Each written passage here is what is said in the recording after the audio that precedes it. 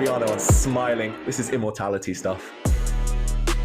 MVL is on the doorstep here. Look at the confidence that he's playing with. It's all over. 12 seconds. G7. Maxime Vachier-Lagrave is the winner of the CrunchLabs Masters. Black simply takes and goes rook d1 and picks up white's bishop, and he'll let his clock run out. Alexander Grischuk, he does it. Wow, 1 second and he's blundered Duda. He's just gone from winning to losing in one move. This is just madness. Magnus magic.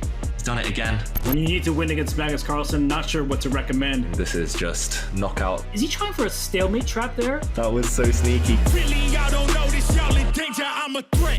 Checkmate in one coming in. These are the last. Oh, and he's losing!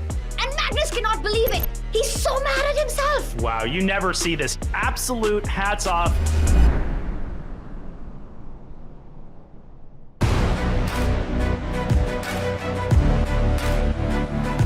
Welcome back to the Julius Baer Generation Cup. This is the winners quarterfinals in the top division. I'm Grandmaster Robert Hess, alongside me, Grandmaster David Howell. David, I haven't seen you in a bit, just coming back from the Olympiad. How are you feeling about today's action and all these great matchups? Yeah, it's been a while, Robert. I've missed you. I've also missed my favorite series of tournaments, the Champions Chess Tour. And I couldn't be more excited. They do say the cream rises to the top. And I mean, we're so blessed. So many of the world's top players here with us now at such a crucial moment of the season. And all the fans are blessed to have you back. You've been such a mainstay of the Champions Chess Tour. Let's quickly remind everybody of what happened to this point. We started with the CrunchLabs Masters. Then in May, it was the Chess.com Classic. In July, we had CrunchLabs Masters. And finally, last but certainly not least, we have the Julius Baer Generation Cup. David, this is all to get to Oslo, Norway, a place that's pretty near and dear to your heart. That's right. I live just down the road from the venue of those tour finals. And yeah, I'm hoping to throw a dinner or two, maybe pop round, Robert, if you can. Well, don't tell all the fans because they will be coming. Reminder that tickets, keep an eye out for them. Chess.com will release more information shortly. But information that's already out in the public, it is the bracket for this top division. And David, it kind of looks like what you just saw in the Olympiad playing halls. Many of the world's best players, they have qualified for the top division. That's right. This is a who's who of world chess. It was similar, as you mentioned, at the Olympiad, just seeing these giants face off against each other every single day. Maxime Vachier-Lagrave, Levon, two good friends. They know each other extremely well. Jan Nepomniachtchi wasn't at the Olympiad, but he knows Magnus Carlsen well. Two long-time rivals. Alireza Firouzja skipped the Olympiad as well, but he faces a real beast, Vladimir Fedoseev, bang in form, and Grischuk, who was a captain at the Olympiad of the Iranian team, against Arjun. Yeah, Robert, it's going to be hard to pick a game to follow. They're all so exciting.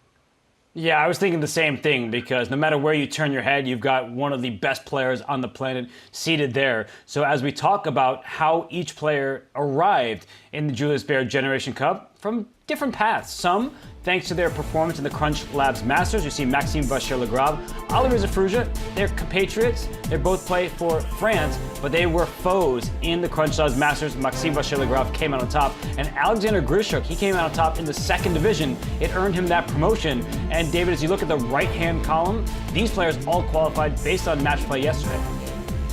Yeah, and you were covering all of the action, Robert. It was dramatic, it was fast, it was furious. Slightly different format now, but still plenty to play for. And I think a lot of the fans were happy with the field we were given after those playoff matches. And some players, they're ready. They just had to perform a day ago. Others, they may get a little bit too much rest, so we'll see if they are in the right frame of mind today. But the players that did get rest, they're often the players who are at the top of the standings. So let's look at the tour standings, which are brought to you by Julius Baer, the official wealth management partner of the Champions Chess Tour. Because, David, the top four names here, they're already qualified for the season end finals. The top three, based on winning a leg that gets you an immediate ticket, Jan Nepomniachtchi cannot be caught by too many people in terms of leaderboard points. So, David, as you look at these names here, which are some that stand out to you? Yeah, plenty of names, Robert. If the tournament ended, if the tour ended right now, it would be those top 8 who qualify and will be in Oslo in a couple of months. To my eyes, it's going to be the likes of Alexander Grischuk down there in 9th place, Levon in 10th place, Vladimir Fedoseev in 11th, who are there and thereabouts, but they need to score heavily, or they need to go deep into this tournament in order to try and bank their spots in the Oslo finals. And the 3 names that you just pointed out, 9 through 11, they're all in the top division with a lion's share of points are up for grabs. So thanks to our partners, Julius Baer, for continued support in the Champion Chess Tour. But for those of you who may be new to the Champion Chess Tour, your name would not be David Howell, that's for sure. But here is an explainer video to give you the X's and O's for what has happened and what's yet to come. Every Champions Chess Tour event kicks off with a play-in tournament, followed by match play on the second day to determine placement across divisions 1, 2, and 3. The remaining players then compete in these 3 divisions across 6 days of grueling yet thrilling double elimination knockout chess. All players are battling to earn their chunk of the $300,000 prize fund and tour leaderboard points. But the biggest prize is a spot directly to the live finals at the end of the year. After 3 legs of the tour, Alireza Firouzja, Magnus Carlsen, and Maxime Vachier-Lagrave have each won an event and secured their golden ticket. Now, with just 1 tournament remaining, the race intensifies. Who will take the last seats in the final? 2 stages, 3 divisions, 1 chance for glory. This is the Julius Baer Generation Cup.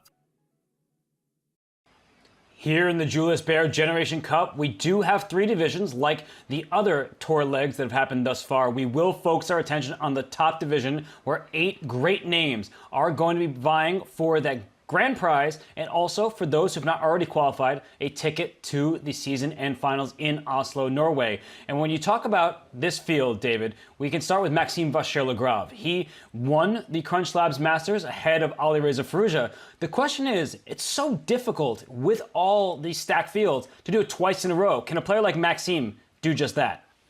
Oh, he's definitely capable, Robert. We've seen Maxime over the years, especially in speed chess, rack up those tournament victories. I think he's got some new glasses as well. He's looking sharp, he's looking focused, and for him, it's all about flow. If he starts well, he tends to be full of confidence. And his opening repertoire has been talked about a lot throughout the years, but just it seems to be working right now. And I know a lot of fans out there will be rooting for Maxime. How about yourself? Who do you think is going to be the favorite throughout this week? Well, we look at Alireza Firouzja on screen, David, and it's a great segue by our production team here. I can't tell, there's a bull in the background there, but it kind of looks like it could be a Chicago bull. It's just part of it. But no matter what it is, you know that Alireza, he brings the style. And I'm not just talking in terms of artwork, in terms of fashion. His chess playing lately has been on another level. It seems like he has rebounded from a tough year in 2023. And David, I feel like across the events that he's played in, the Grand Chess Tour, Sinkfield Cup, all these major events, it feels like Alireza is really back. That's right. Alireza just on fire the last few months. And here we see Jan Nepomniachtchi. Some last-minute fair play checks, Robert. Nice to see a peek behind the curtain there. But also, we know he's been playing over the board chess today. Long, long day for Jan Nepomniachtchi.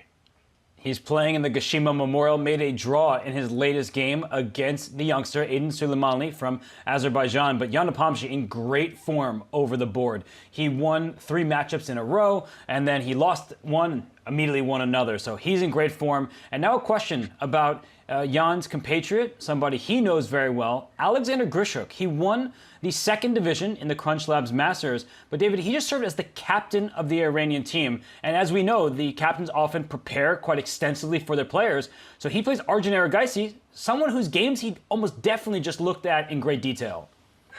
Yeah, I don't envy Grischuk playing one of the most informed players in the world right now, Arjun Erigaisi. But I was hanging out with Grischuk a little bit during the Olympiad. We spoke a few times. He looks so chilled.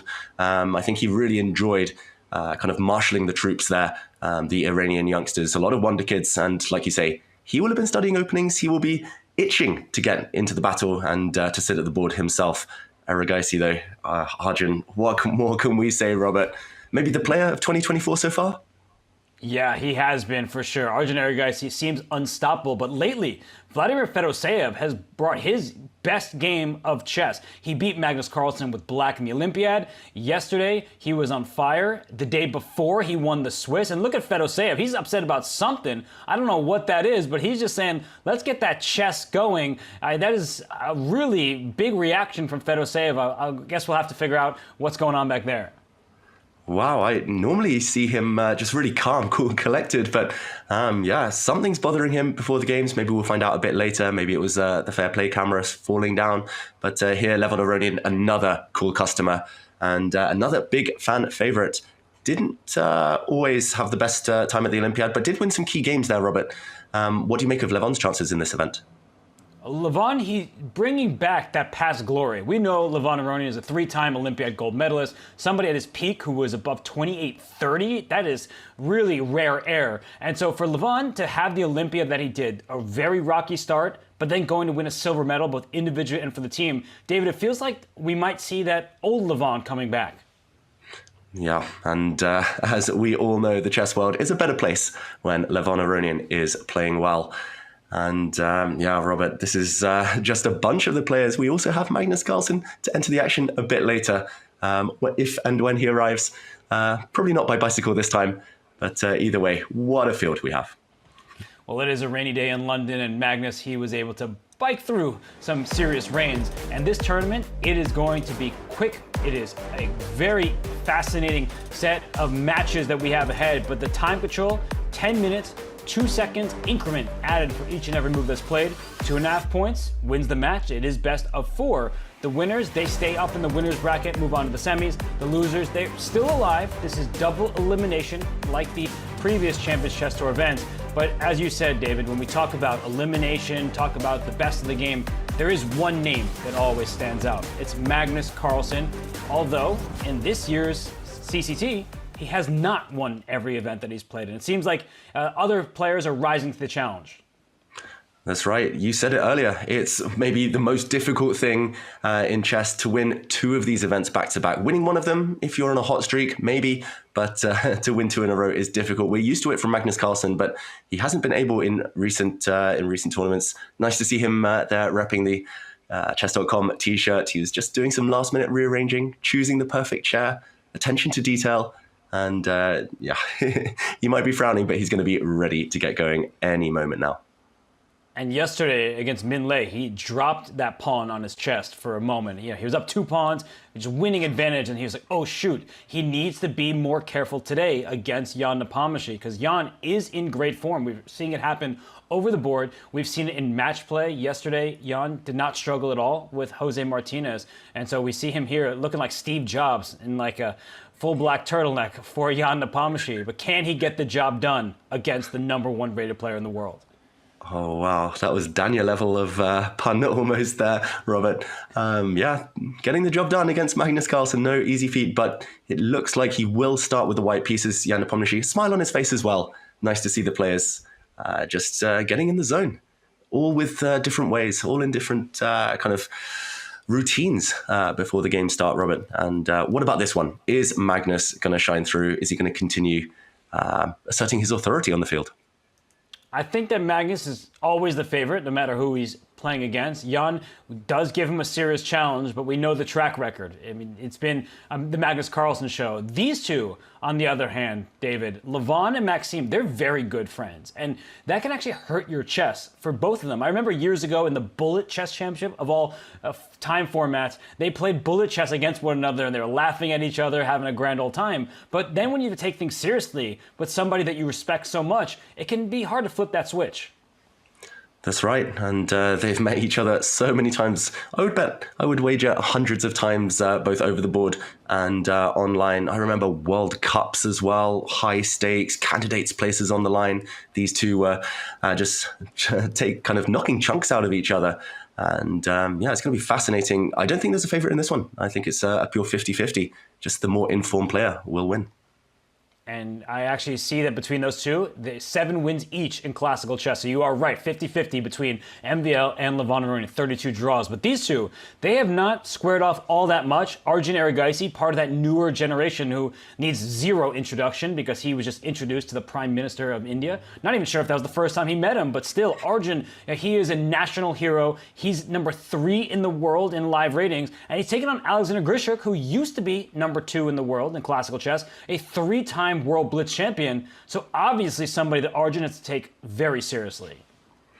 That's right. I think both of these players are going to be extremely determined, extremely focused. A clash of generations. When I played against Erigaisi in Blitz a few years ago, I said to him, dude, you're going to be 2,800 in a couple of years. And he's almost there now. He's just so fast, so impressive. I don't think I've ever been steamrolled off the board as brutally as against Arjun Erigaisi a few years back. And he's lived up to all of his potential. Like you said, national celebrity, just Zen master, Robert. The way he breezed through that field at the Olympiad, never once looking perturbed at all. But Grischuk, my childhood favorite player, time travel addict himself, and a genius as well, a real virtuoso once he gets going. Oh, we're just so spoiled with this field. Yeah, we really are. And for Grischuk and Arjun, that will be a clash of generations and styles. Arjun plays at a lightning pace, as does Alireza Firouzja, our current bullet chess champion, someone who made the Speeches Championship finals. But David, as we think about Alireza, I mean, he is a star, but his last performance, notable one, was a resounding defeat at the hands of Magnus Carlsen, somebody that Fedoseev just took down in the Olympiad on the greatest stage there. So Fedoseev's kind of on a high note, and Alireza's last chess that was in the public eye was not actually a good performance from him. Yeah, you were there, Robert, at the Speed Chess Championship in Paris, in his home country these days. How do you think he took it? How is he going to bounce back? He, at least to me, watching the interviews, he seemed in decent spirits despite his landslide defeat against Magnus.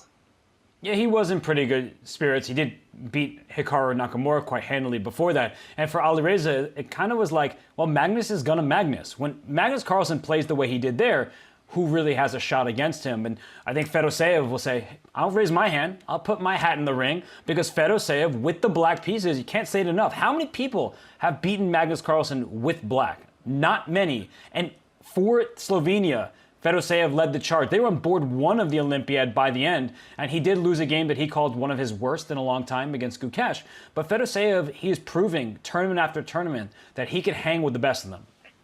Yeah, the big fish. We've been talking about him kind of producing these great results throughout the years, but consistency has really been added to his game. And he's here, he's hanging with the best. Like you said, Olympiad, he was a real talisman for the Slovenian team, his new team there. And okay, it looks like we're going to get action, Robert. Exciting times. And how fast, how furious are the players going to start? Do you think we'll see some cagey games? Do you think we're going to see some big opening battles? Well, Alexander Grischuk is playing, so I know the board in green. That will happen quite slowly. We could take our time there. And Arjun Erigaisi always plays at a lightning pace. But I guess, David, while we have a moment, which of these 4 colors is your favorite? Oof, I used to say that red was my favorite color when I was a kid. Now I say black and white just to be, just to add that extra nerdy flavor. But I'm going to say red today as well. Alireza Firouzja against Vladimir Fedoseev. How about yourself? Well, we did see the bull on Alireza Firouzja's wall, so if he sees that red, he may charge. And we know that he holds very little back on the chessboard. But for me, I think of these colors, I usually am a blue guy, but I actually do like this shade of purple. I think it's easy on the eyes, and the match that we have is Jan Nepomniachtchi versus Magnus Carlsen, so that's never a bad pick. Yeah, no bad picks here today, that's for sure. And the players, as they make their last-minute preparations, maybe choosing last-minute openings. I know that isn't how it should be done, but it's a long match today, Robert, and often we do see differing strategies. Sometimes players stick to the same opening, just stubbornly trying to show that they've done their homework better than their opponents. Sometimes they just try to surprise the opponent in every single game. Maybe the Magnus Carlsen trademark there. I'm expecting a variety of approaches today. And we do have a move, so the games are underway officially. Maxime Vachier-Lagrave, he gets the white pieces, and David, Levon has been playing the French throughout the Julius Baer Generation Cup, and it's not very often seen at this highest level, but Levon, it's tried and true for him, and it's been played with great success. That's right. The French defense, it's had a bit of a renaissance, especially in these faster time formats. Levon, when I think of him, I associate him with having the space, with having the center, the development, and trying to switch attacks to the wing and trying to be as dynamic as possible. The French, you have to be energetic as black because you do have a slightly cramped structure in the center. And early H4, another trend we're used to seeing by now, Robert. I shouldn't even call it a trend, right? It's just a good move. It's just a good strategic move these days, taking space and asking Levon to castle, maybe castle into the attack over there. What do you think, Maxime? Is he going to be happy with this opening choice? I think that for Maxime, he's the French attacker, right? So he has everything under control in a French defense. He likes playing against it, as we saw in the candidates when he beat Jan Nepomniachtchi. So I don't think he minds anything here at all. But Levon, he has played Queen A5. It's clear, David, he wants to take on D4 and not allow White to take back with the pawn. So this is a cheeky try from Levon. Very cheeky move, and this tends to be met in one of two ways. White can block the diagonal, I was going to say with the bishop, just to peer down at the queen and break the pin, but no, he wants to block it with a pawn potentially instead. And there are some tactics here. Black can even play moves like knight takes d4, but let's maybe leave Levon with this choice right now. It's all pieces on the board, very locked position, because we have another game that's just begun. And let's jump over there to Jan Nepomniachtchi against Magnus Carlsen. And okay, open Sicilian, Robert. This is a good start. We know that we're in for a good time with these two because they played a world championship match against one another. And we got an early bishop b4. So what black does in these structures is if black takes on c3, white has to take back with the b pawn. So you have this compromised queenside structure, but white claims the bishop pair. So that's why Magnus has refrained. And David, in your experience, do you like these sort of not as popular, not as mainline openings from the black side, or do you feel like you're good at punishing them from the white side? Oof, I think I'd rather be white unless I was facing Magnus Carlsen here, Robert. You do have to be very creative as black to fight against this Maroczy bind, the extra space. Magnus is a real expert at handling these, but we've seen some disasters from him over the years. He lost a game, a very painful game at the Qatar Masters last year in this type of kind of hedgehoggy structure where black puts pawns on b6, d6, everything on the 6th rank and just kind of curls up into a ball. And I am slightly biased, I must say, as a bit of a classically trained player. I am biased towards the white side. I love the space, but it is Magnus. And how about yourself? Who do you think the early stages are going to pan out for? Pretty much new territory already. I think it was a good decision from Magnus's perspective because Jan Nepomniachtchi, we know how quickly he plays even in classical chess. So to put him on the clock, to make him feel uncomfortable, it's not often that occurs, so it's a good strategy from Magnus. But I also like the way Jan is handling this, right? Bishop g5, not just trying to play it safe, protect all the c4 and e4 pawns. Let me go with the initiative. Let's try to get my pieces active because black's knight e5 move, at some point, that could be annoying to meet. But the white queen can always slide over to g3. So that is available to Jan, and he's not super worried about these knight attacks and forks. Yeah, there's all sorts of tactics, as you mentioned there, Robert. I wouldn't be surprised to see a move like rook a to c1, not just merely to defend this pawn indirectly, but setting up some potential knight jumps into d5, and the black queen feels slightly uncomfortable, stared down by the white rook. That would be very much up Jan Nepomniachtchi's alley as well, just energetic play, improving pieces with threats. I'm also remembering Magnus Carlsen against Pragnananda from Norway Chess. He employed this exact opening, got slightly squeezed, so I think it's yet to be seen. But at least the clock does speak in Magnus's favor, already a 2-minute advantage. So as you mentioned, definitely surprise value, counting for something here at the early days.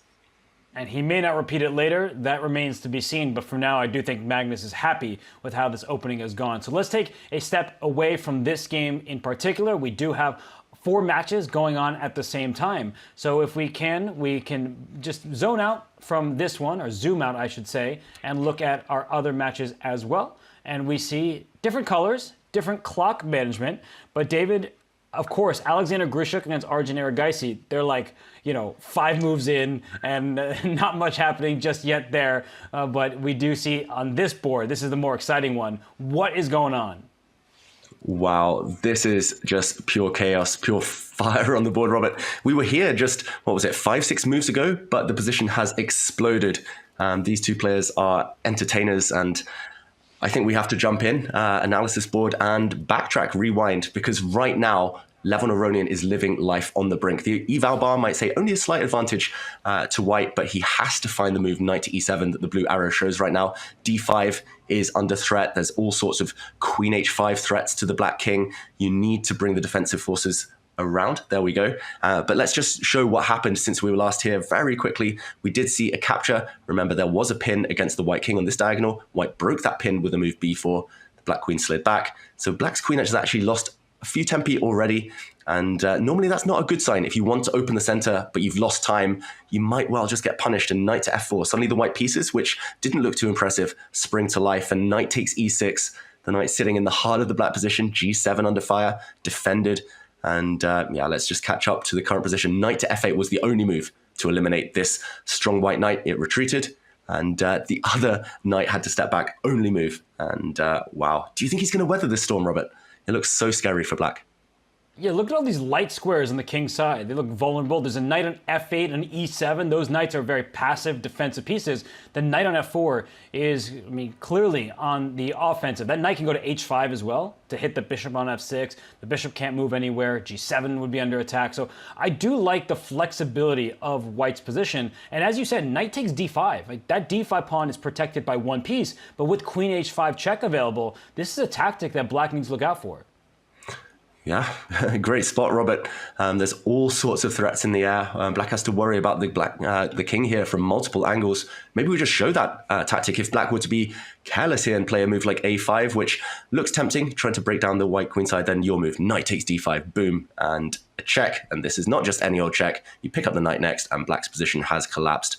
The white bishop's coming out to b5, bishop c4. Oh, there's just too many tactics to name, and the black king would die a very painful death. So Levon Aronian, a couple of minutes down on the clock, finally starting to think, it might be too late from a practical point of view. He's got to be so accurate just to survive. And okay, bishop e6, he does hold the center, and the bishop might block any checks now. Good move. He's trying to just stem the bleeding here. Yeah, at first I would say that this is big advantage for Maxime. He's well up on the clock. Levon showed that he's going to play his French defense, but then he was the one thinking. But as I look at the current setup of pieces here, black is getting solid. And if you get a couple moves in, bishop back to f7, try to get that knight off of f4, offer a trade, it does feel like black may be okay. But as you said, David, the other diagonal is also a problem. You play bishop f7, in comes queen a4 check. So no matter where I look, I feel like black is almost there, and yet white has something up his sleeve. Oof, scary times for Levon Aronian right now. If not bishop f7, what else? You wish you could castle right now, but pieces in the way. They say knight on f8, there is no mate, but okay, I'm going to say there might be an exception in this game. Maybe we zoom out for now. Levon Aronian has weathered the first storm at least. There might be more to come later, but Robert, we look at the colors here. Which other position catches your eye? Well, I would say all the way to the right. Alexander Grischuk against Arjun Erigaisi. We know that Arjun's a speed demon, but look at how bad his pawn structure is. Like, this is what Grischuk could only, pray for from the opening. Not many moves have been played, but black is just much worse on a board in green. Oh, yeah, that's an opening disaster. And you predicted it 100% correctly, Robert. Only 11 moves after plenty of time in this game. Alexander Grischuk already burned half his time just to get here, but it has been worth it so far. If this black pawn on c6, if it were back on b7, we would be talking about an equal position. But right now, huge target on c6, a6 as well, huge target in the endgame. And yeah, a white knight just posting up on the c4 square can never really be challenged. So I have to agree. I'm inclined to say that white has a massive advantage. It's probably the worst position Arjun's had in months, it's got to be said. He's just so impressive in the opening usually, but Grischuk, he's burning a lot of time. I'm wondering whether he's contemplating going immediately for greed, attacking two pawns at the same time, but why move and piece you've already developed? The white queen looks beautiful here. I was going to say, bring the knight to c4. He's gone a different path here, but equally effective. A knight on c4, the bishop will come out to g5. Oh, everything's coming with tempo for white. There we go. Rook to d1 next is going to hit the black queen with gain of time. This looks beautiful. This is a dream for white.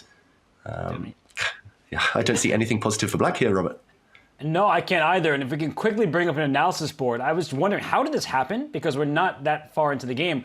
Arjun missed a tactic. If we go back to move 9, black played this move g6. After the swap on c6, you already have a slightly compromised pawn structure. But here g6 was played and d4 was found by Grischuk. So he's giving up his d-pawn, saying, please take me. My rook on e1 will very happy to see that pawn e5 go out the way, because now my pawn goes to e5 and black's whole position just falls apart immediately. So I think Arjun, he was trying just to develop his pieces, but he took one turn too many and allowed white to open up the position on favorable terms. Yeah, and this is how we got that pawn structure. Great spot, Robert. Just backtracking there, really important detail, d4 there with gain of time for white. And yeah, if we catch up with the current position, Grischuk needs to speed up, but he still is in a dominant position right now. He's offering a trade of queens. If you get a chance to capture black's queen on e6, black's structure is even worse than ever before. Any queen trade here obviously is going to favor white with long-term targets on the queen side. So Grischuk, the older player here in the driver's seat in these early stages.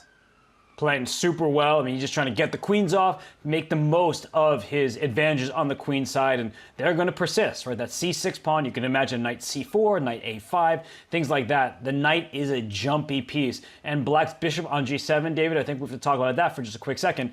It's just a passive piece. It defends your knight, stares into its own pawn. So white's pieces are on better squares. The rook's in the center of the board, and so I just think that Grischuk has a lot of fun here, and Arjun will find it very difficult to hold on to this game.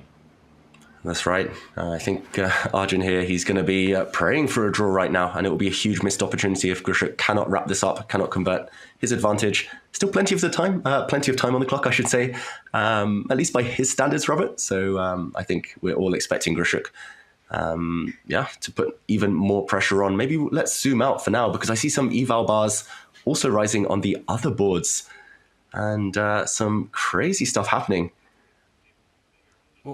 Why don't we actually? I think I know where you want to go, right? You want to go to MVL and Levon once more, because Levon's king. I mean, it has not gone to safety. So I think, knight takes d5. Black has 2 pieces that can capture back, but if you take with the queen, you lose the queen on the spot thanks to a pin on the diagonal. Take with a knight, you lose your other knight. So MVL is firing on all cylinders. Yeah, that is a beautiful deflection tactic. He's been forced to trade rooks, though, so black will get the open file. But, I mean, there's king on the light squares. You called it a while ago, Robert. It's just dying from every angle. And as long as white can castle at some point, there's going to be pawns for the picking. This one has gone off the rails. Knight takes e3. The eval bar shouts here. I'm looking at bishop e8 check. I'm looking at some tricks, some tactics. Do you see a knockout? I'm looking for it. I really want to find it. You could go rook takes a8 with bishop e8, bishop g6 checkmate, right? So maybe bishop e8 first, so you're right to start with that move. So the king has to go to the final rank, and then rook takes rook. That way your rook's not under attack, and bishop moves with mate. Yeah, beautiful, Robert. You found one of the paths to victory. He hasn't moved yet, Maxime Vachier-Lagrave, but any tactic with bishop to e8 looks very strong right now. Ooh, he does play that move. Will we see resignation? Will he give up his queen? He does. It is a queen sacrifice for Maxime Vachier-Lagrave, but he gets the whole house in return. Not quite checkmate. I guess the black knight will block, but yeah, equivalent to checkmate here, Robert, I would say. It's going to be a bunch of pieces and an ongoing attack for white. And so black is just going to park that bishop on d8 and say, I'm not getting checkmated for now. I can hang in here, but you have 2 rooks for a queen. And when you have this material imbalance, you look to see who's got the safer king. That's obviously white, who can still castle kingside. Not yet, though, because if you do castle kingside, you get checkmated on h2. So don't fall for that. But if you don't, you should just win this game quite simply for Maxime Vachier-Lagrave. Yeah, it's not quite over, but he has more than enough time on the clock to calculate his way to victory right now. Maxime Vachier-Lagrave. Computer says plus 5.5. That's pretty decisive right now. So I say we leave this position and maybe we go check out another game. We haven't given any love to Alireza Firouzja and Vladimir Fedoseev. Maybe we can briefly jump there because we did see a crazy position a while ago with the white king marching up the board, white central pawns storming down. And I've got to say, Vladimir Fedoseev, the conqueror of Magnus Carlsen, looks like he's in big trouble, Robert. You would think based on his position and his time, and then I look at him, and he looks like nothing's the matter, right? So he's just seemingly trying to figure out what to do next. And what's the material count here, David? Is it actually equal material? Like, I thought white was up something because you have an e5 and a d6 passer, but now look at Fedoseev. He's locked in. He's staring intently at that center. He's trying to undermine it completely, but is he in time, David? Oh, not quite in time. White's just able to support his pawn center there with f4. It's almost connect 5 here, Robert, if we include the bishop on g3. White's pawn's connected. Watch out for the white king to kind of make a dart forward later, especially if the rooks disappear from the board and the white king is far closer to the action. Then again, blockades, fortresses, the best pieces for those are knights, and these knights can be hard to remove once they sit on those light squares. A rook, not a great blockader though. Oh, I'm skeptical. I think Firouzja should have this in the bag. He just needs to improve his knight, maybe even step forward with the king at some point, and the black fortress should eventually collapse. Just don't blunder. Don't move this rook from d1, say to f1, because rook d takes d6, and the rook on e4 is loose. That's the one easy thing to overlook if you're Firouzja. You think you have a protected passed pawn, so let's just move away my pieces. But no, the rook on e4 is loose, and loose pieces drop off. So that tactic of rook takes d6, it doesn't work so long as the white rook stays on d1. But I could imagine a scenario where Fedoseev brings his other knight in, and like knight d7, knight f6. You just have a lot of things to consider here if you are Firouzja, and that's why he's wisely taking his time. And yeah, it looks like he's going to try and come up with something special to break the blockade. My eyes have gone back to that game we've been focusing on, maybe the game of the first round so far, Robert. I think we have to jump back there. Maxime Vachier-Lagrave against Levon Aronian. The advantage is gone. It was plus 5. We thought it was checkmate. We thought it was game over. I nearly said it's not going to be that easy, but I thought he was going to get it. And suddenly a level position, suddenly the white king, not as safe as it was earlier. The black pieces perfectly coordinated. Robert, are we going to see a huge turnaround? You know what I'm looking at, David? It's the clock. Was Maxime playing a little bit too quickly, trying to put even more pressure on Levon because Levon has 30 seconds left? But that's what we say at this highest level. They can afford to take some time once you've reached a winning position. It might just have been more difficult than immediately met the eye. I fully concede that possibility. But you look at how much time Maxime has left, maybe he regrets not spending a little more to put the game away. Yeah, and suddenly black has huge threats. Queen into e2 was definitely menaced with the e3 pawn falling first. b5, a bit of a strange one from Levon Aronian. I guess he's just saying you cannot improve your pieces as white. As soon as the white rook moves away, there's going to be queen checks on the back rank. The other white rook is fixed on a really passive, really bad square actually on h3. And the black queen, black bishop just controlling most of the board. So Levon Aronian, credit to him, fighting with no time on the clock. If we kind of flip it, Robert, we can say how resourceful he was in the defense there, just with no time. Wow, this one's still 3 results possible. That's true. All 3 results, because white's king is not particularly safe. If e3 drops, then black might have a passer of his own. So I do think for the time being, Maxime shouldn't be too worried, especially because Levon now, he's down to 25 seconds. How do you actually save this game for black? Like, what ideas do you have, or should you just shuffle your pieces around? I think the plan is to do the shuffle, the good old shuffle. He might put a bishop on g3 and say, okay, you're locked in, your king is stuck, mating net there. He might put a bishop on f2 or just keep it chilling on g5 and the white pawns not making any headway. Okay, maybe a level position, but still action ahead. Robert, I'm going to drag us back to the other game we just left. A bit of a yo-yo here, sorry everyone at home, because we have a winner of King of the Hill, the white king, glorious in the center. Here, Firouzja has sacrificed the exchange, but it's all about the white pawns. Oh, yeah. Nobody looks at this position and says, black's up material, woo! Now, you have an extra rook, but that rook is getting kicked away, and then the pawn will reach the 6th rank. And you know what they say, David? Pawns in the 6th rank, they're worth like at least a minor piece, and you've got 2 of them, so black is just toasted. And if you go knight f6 check, king c6 for white, like the king can help those pawns march forward. Oh, this is brutal. This is brutal. It's textbook stuff from Firouzja. When you have passed pawns, just push them.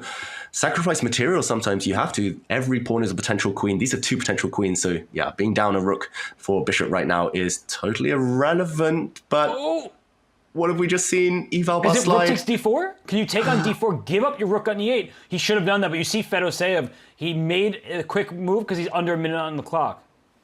Wow, I think we have to rewind and show that now the white pawns, maybe not even yet, but they're guaranteed to run through.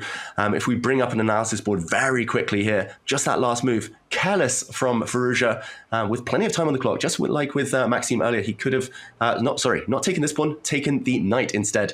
And white can make a queen, but the queen disappears immediately. The knight blockades the pawn. Suddenly black has a pawn of his own, and white's king not as effective, not able to pass the d-file, it's cut off. So, missed opportunity there from Fedoseev. If we catch up, looking good for white yet again. The knight will be removed and the pawn will run through. Actually, now it looks quite straightforward, and he takes on d7, but white can just take that back, and you have two minor pieces for a rook. And here I think knight e6 is one move that should win, king c7. There's so many moves. The black b-pawn isn't scary at all. No, the black b-pawn is going nowhere, and that can be rounded up by the white rook at will. And two extra pieces. I think we'll see our first resignation of the day. We should update everyone. The game between Jan Nepomniachtchi and Magnus Carlsen was very peaceful and did peter out towards a draw. Still plenty of action ahead in that match. But this one, Robert, decisive the whole way. Yes, this one now is easy. So why don't we switch on over to Grischuk against Arjun Erigaisi, because Arjun, and then we see actually Firouzja wins the game. Fedoseev throws in the towel. But look at this. We liked Grischuk's position out of the opening, and now there's a missing black c-pawn, but also the king on f7 is just terribly exposed. Oof, yeah, where's that king going to hide? Queen takes c7, a huge threat right now. And you cannot really try to run for the hills, because later, after a pawn disappears on c7, the 6th rank will be conquered by the white rook. I don't see any way to save this game. Do you slide across, defend the pawns with the queen? Or clinging on by a thread here, 2 minutes for Arjun. Surely Grischuk's going to get the win. Positional dominance the whole game, Robert. I can tell by your question. You're like queen c6, and he played it rook c8 as just one of many moves for white. Should do the trick. But yeah, I mean, Grischuk, he was ahead to start this game, and he never let go. And look at Arjun's king. He turned one queenside weakness, or a couple queenside weaknesses, into problems on the king side as well, because Arjun desperately tried to get counterplay, but it's just going to backfire. His king is exposed. His king is exposed. He's trying to run. We're going to see a classic king hunt here. I don't know how far it's going to run. You might lose your queen on the way, but he's trying. He's wriggling here, Robert. He's wriggling, but as you said, the queen is going to drop. I know you see the exact sequences. Checks, captures, threats. Queen d7, king g5, queen and king on the same diagonal. There it is. That's the dagger, and that's the first game for Grischuk. And there we have it, the final game of this first round, at least, of the first winners' quarterfinals. They're all over, and 3 white wins, 3 decisive games in the end, Robert. We saw some real roller coasters, twists, turns, some wins kind of slipping away, but then at the very end, with the clock ticking down, we saw those decisive blunders. And you're talking about Maxime Vachier-Lagrave still gets the full point. The advantage was sky high. It went back towards the center, but Levon did not have enough time. So wins for Maxime, for Alireza Firouzja, and Alexander Grischuk in a draw in the matchup between Jan Nepomniachtchi and Magnus Carlsen. Any surprises here for you, David? I'm going to say no real surprises. Perhaps just nice zoom in on Maxime there as he was meditating. He seemed to catch us as we were watching him. I'm going to say Grischuk, maybe the star of the round, just the one-sided nature of his game against Arjun. He wasn't always winning. Arjun fought back at some point, but Grischuk got the job done, was always in control there. So I'm loving the zoom function here, Robert, as we see the players just in game mode right now. And Grischuk on that Zoom, he was like mean mugging. He's looking at that like, did you just miss d4? I've seen this position before, and it was a wonderful game from him. So I think that Maxime, he kind of at first was crushing Levon, then let him back in the game, and then it was that second wave, right, where he was able to secure the full point. So very different styles of victories from player to player. That's right. We saw lots of those kind of twists and turns, those second waves emerge with Maxime, with Alireza there. Just took his eye off the ball for one moment. The opponent didn't have time to capitalize on a mistake. And okay, we've got different roles now. Magnus and Jan Nepomniachtchi, very stable. Maybe the drama going to happen later, but some players are already feeling the heat, feeling that they need to strike next with the white pieces. And Robert, who's impressed you in that first game the most? I agree with you. I think that Maxime Vachier-Lagrave, just the way he was swinging from the start was really impressive. But Alexander Grischuk, Arjun, the tear that he's been on, his performance in 2024, ridiculous. So for Grischuk to win such a one-sided game, that kind of puts the fear in your opponent. We know that Arjun is amazing, but Grischuk saying, not so fast, young fella. I still got a thing or three to show you. That's right. Doing it for the older guys, Alexander Grischuk there. And Arjun, he's been on a fantastic rise, but he hasn't had to recover from many setbacks throughout this year. So it will be interesting to see how he gets on in this next game. And yeah, that was just, wow, breathless action. I've missed it, I've got to say, Robert. I've been away for a while. Haven't commentated for a while, been playing myself. But this is way more stressful. Just watching the players, the clocks, the swings in eval. Well, why don't we just pick one of the games just to quickly look at to see what went wrong for this side that lost the game. I mean, we have so many options because there were 3 decisive ones. So, David, I'll leave it up to you. You get to choose our adventure. Ooh, this is a tough call, Robert. I'm going to jump into the game between Maxime Vachier-Lagrave and Levon Aronian because in the end, after many, many twists and turns, we did see a winner. This was the final position with White's pawn about to run through. But I'm going to jump back a decent amount to here where we saw queen and bishop against 2 rooks here. It's actually queen against 2 rooks. The black queen trying to sneak her way in, but ultimately not making any inroads. The black bishop dropped back. This was apparently a mistake due to bishop f5 trading off the bishops, deflecting the black queen. But nope, Maxime tried to open up a new avenue to the black king. And this worked wonders because once the black king was slightly more open, we saw a bit later the white rooks able to come up and do some damage. Rook to f7, a check. The black queen has gobbled up a pawn on the queen side, but this check signals the end. The g7 pawn dropping now, and it was here. I think the final mistake, queen to e1. Black should have slid back in the other direction, kept the white king honest. There's still a check here. The black queen might be able to defend across the 6th rank later. Black has to bank everything on the b pawn. Instead, however, queen to e1, the wrong direction, nothing threatened, no checks in the air, and a sacrifice to finally end all the resistance. The black bishop disappears. Not just that, but the white pawn rolls through. g4 could have been tried, but white could win in multiple ways here, even h7. And white making a new queen would have an extra bishop, and that's why Levon Aronian resigned. I mean, this was just one of many highlights, Robert, from this game alone.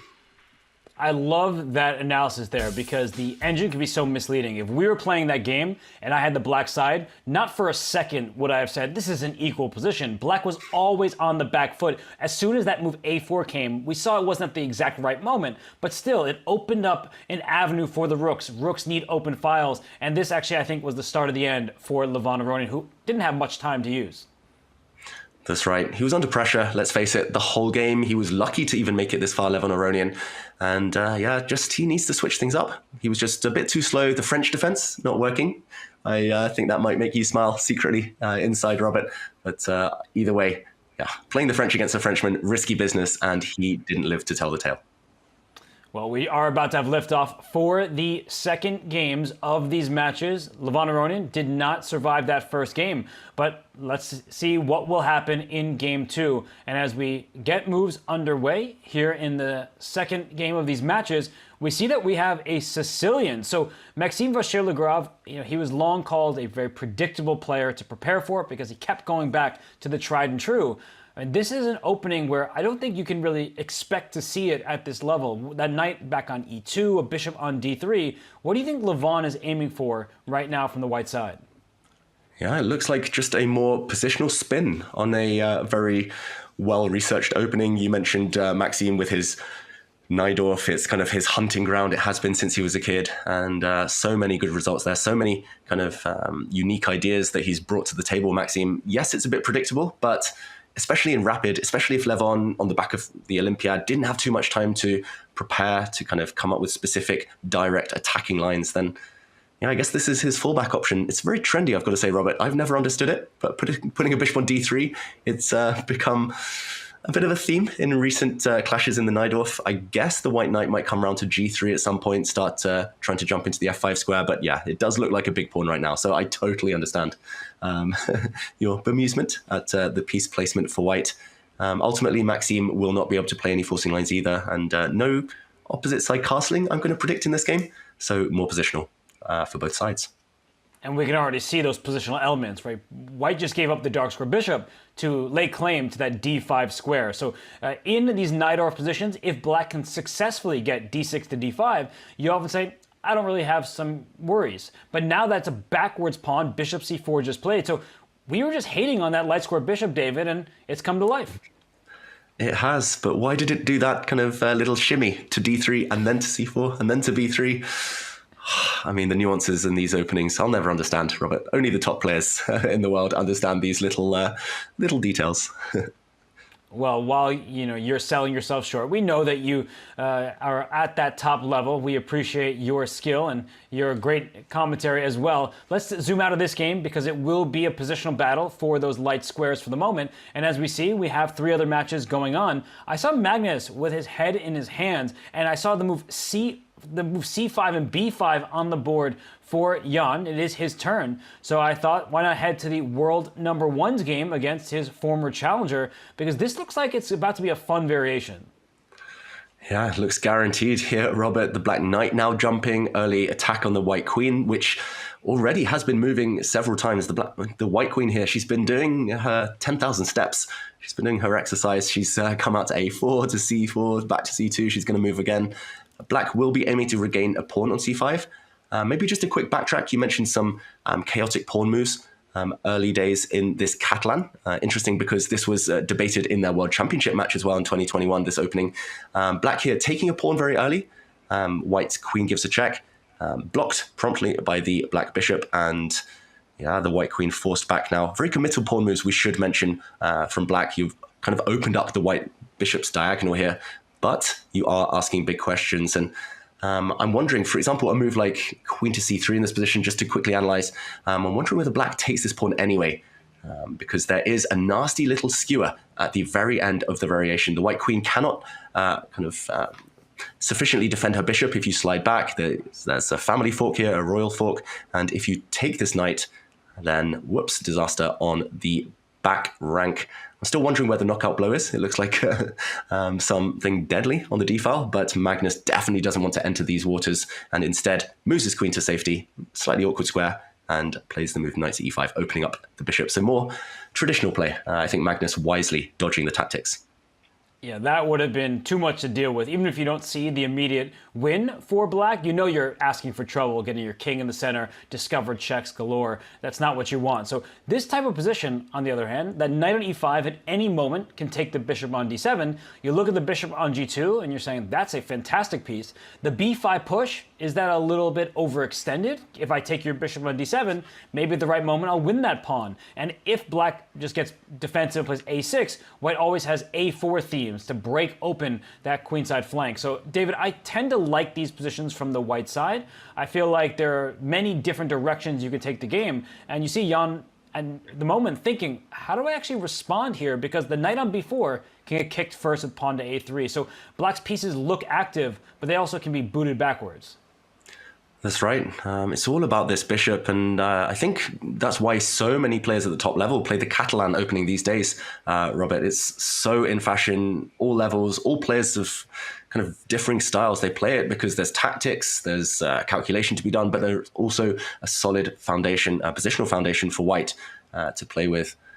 No matter how much I study the black side of the Catalan, I just never know how to equalize. It's so frustrating. And I think that's the same for Jan Nepomniachtchi here. Computer says, nah, nothing to worry about, but we already start to see the outline of some potential danger. Like you said, a pawn potentially dropping, and whoa, he tries to solve his problems tactically here, Robert. This is not a blunder, not a mouse slip. Queen takes bishop would walk into a nasty knight fork. So, okay, creative stuff. That is a fantastic try, I must say, because I was not looking at that move at all. As you mentioned, you can't take the bishop, you lose your queen on the spot. So now white has to make a choice, and that's the good news for Jan. Even if white might be slightly better, you are forcing Magnus to clarify the position. That knight on e5, right, it just was sitting there, was that looming threat of knight takes bishop on d7. Now you kind of have to make that decision. Taking on d7, black takes back with the queen, and you see more coordination from the black pieces, and the queen already defends that bishop on d4. So I'm a big fan of this last move from Jan Nepomniachtchi. Yeah, I'm a big fan of Jan Nepomniachtchi in general. Just a fantastic play. He always defends actively if he can. I think a good tip for everyone at home, if you can defend with tactics, if you can defend while creating your own threats, that's the best way. Going passive rarely works at any level. Maybe we zoom out here. Magnus is about to castle his king. Both sides are probably going to castle, and the kind of clash will rage on. In the meantime, Robert, which other boards catch your eye? Well, I'm looking at the bottom right. The other games are interesting, but something happening on the bottom right is confusing to me because I see a knight on the rim, and then the move that we just saw, black stopped white's threat, and the knight moved back towards the center. So it was an odd series of moves, I guess, from white to induce a weakness. And I'm curious, does it actually do much of anything for Arjun? He went knight h4, black played g6, and he immediately dropped that knight right back to f3. Yeah, let's jump in and do a bit of an action replay because, like you said, Robert, curious stuff. I think if I had done this when I was young, a coach would have told me off quite strongly for wasting time, wasting tempi. But this is the idea. Let's just quickly show this. Black here has castled. White's castled on the opposite flank. Normally, white, therefore, wants to pawn storm the black king. And likewise, black will try some action on the queen side against the white monarch. But knight h4, trying to jump into the magical f5 square, prevented, and knight back, 2 whole tempi, but this is the idea, and pawn to h4. I mean, I joked about it earlier, but everyone's obsessed with this, Robert. Pawn to h4, he's now created a hook at least, a kind of battering ram kind of effect by the h-pawn, trying to open up the h-line, probably at the cost of material for the white pieces. What do you make of it? Is this just too contrived, or is this just genius? What I make of it is when I commentate, I'm like, what is white doing? But when I'm playing against it, I'm scared. I'm like, that h4, h5 idea, it happens before you know it. So black needs to get started over there on the queen side. So how do you actually do that? Grischuk says, not yet. Come on, young fella. I'm going to first stop your immediate plan. I know it looks like the g6 pawn is a bit tender, but if you step your knight forward to e5, I'm not just going to allow you to sacrifice on g6 next. I'm going to see that coming, and there are many moves for black there, including a knight trade, king to g7, if you want to just keep the tension there. But David, I feel like Grischuk, he's just handling his business right now.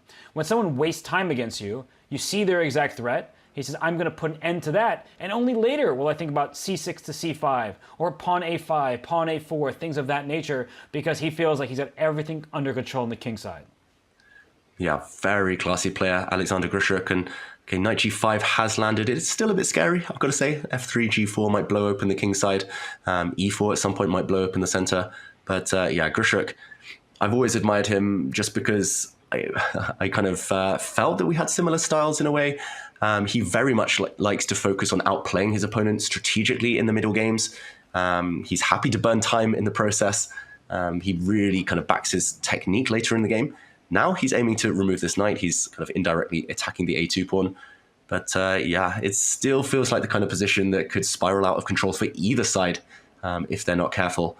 And okay, I'm expecting a move like king to b1. That's conventional wisdom, right, Robert? Just if you castle on the long side, slide your king closer to the corner. It tends to be slightly safer there. But talking of spiraling out of control, my eyes are drawn elsewhere. What do you think? Should we stay? Should we move?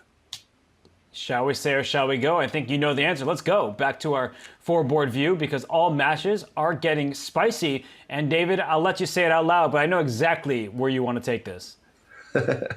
I just saw a queen pop up near a black king. Magnus Carlsen against Jan Nepomniachtchi. I should mention in the meantime, it looks like Levon Aronian is a pawn up in a rook endgame against Maxime Vachier-Lagrave, so some pressure there, but still a likely draw. But this one, yeah, let's go to the world number one, Robert. Why not? Hopefully nobody blames me for that. And okay, it looked like a rook was going to get trapped in the corner, the black knight sitting on c2, but surely the black king isn't feeling too safe right now. How could it? There's a queen on h6, but for the moment at least, after the bishop landed on d4 long ago, that bishop can slide back to g7. So one of the questions I have for you, David, is bishop g5 for white a good idea? Should you induce f6? I know that seems like it kicks that bishop out. Why am I wasting time? But it could create further weaknesses in the heart of black's king side. So it's not always easy to know when to induce a move like f6. What's your take in this position? You've been watching too many Arjun Erigaisi games, Robert. Tempi. I mean, who needs two moves? induce the weakness, drop back to f4 or drop back to h4 and just laugh. But okay, Magnus goes a different direction. He's aiming to crack open a new diagonal for the white bishop. I don't think black should get tempted to take that pawn in the center. He drops his bishop back instead. The white bishop would have been too strong on e4, staring at the black knight, staring at the h7 pawn. But still questions to be answered here. And bishop g5 still in the air, so he's keeping that ace up his sleeve, I guess. Robert, I'm going to say white's position looks beautiful here. Do you think here Jan is going to be able to hold? Is he going to be able to get those queens off at some point, maybe? I think he was relying on some kind of knight d4 move here, where like e takes f5, knight takes f5. Your pawn structure looks actually improved compared to having double pawns, but white can still just sit a bishop on e4. And as they often say, the threat is stronger than the execution. So he has taken, but that only welcomes that bishop to e4, hitting h7, which isn't immediately a checkmate, but that's bad news for black. So I think Jan's going to play f5 and try to defend actively, but there must be something here for white, especially because there's a light square bishop, and then bishop g5 at any moment could catch you off guard. Oh yeah, I can tell Magnus is actually thinking about bishop g5 already. Suddenly f6, there might be some tactics in the air there, some sacrifices, but yeah, why else would you refrain from capturing a pawn in the center, threatening all sorts of kind of attacking ideas? Just trying to look into the future, maybe Magnus a bit down on the clock. It feels like this is his game to get. Nepomniachtchi would love to survive this one, move back to the white pieces. It looks like he's been under pressure the whole time. Predictions, is Magnus going to get this game? It looks too tough for black. The good thing for Jan is his time. He's actually 2 minutes ahead. It's getting tactical, and if Magnus doesn't capitalize in the moment, and he did just take on e4, right, black's last few moves have been kind of obvious for Jan. He's playing for one specific plan, stop my king from getting checkmated, and he does have a lot of activity. So if I'm Magnus, I think now I take this knight on c2, put a rook on d1, and just try to remove as many of black's defenders as possible, because, and this has happened, the black king is still open, and watch out for some back rank checkmate ideas. Yeah, there's not going to be safety while the queens remain on the board, and really classy move there. I've got to say, Robert, spotted by you, spotted by Magnus there. I'm just a materialist. I would have been like, oh no, I'm dropping my queenside pawns. But of course, there was too much danger. The black rook has to readopt a defensive position. And now Magnus changes path here. He looks at this b5 pawn, the e6 pawn a bit weak.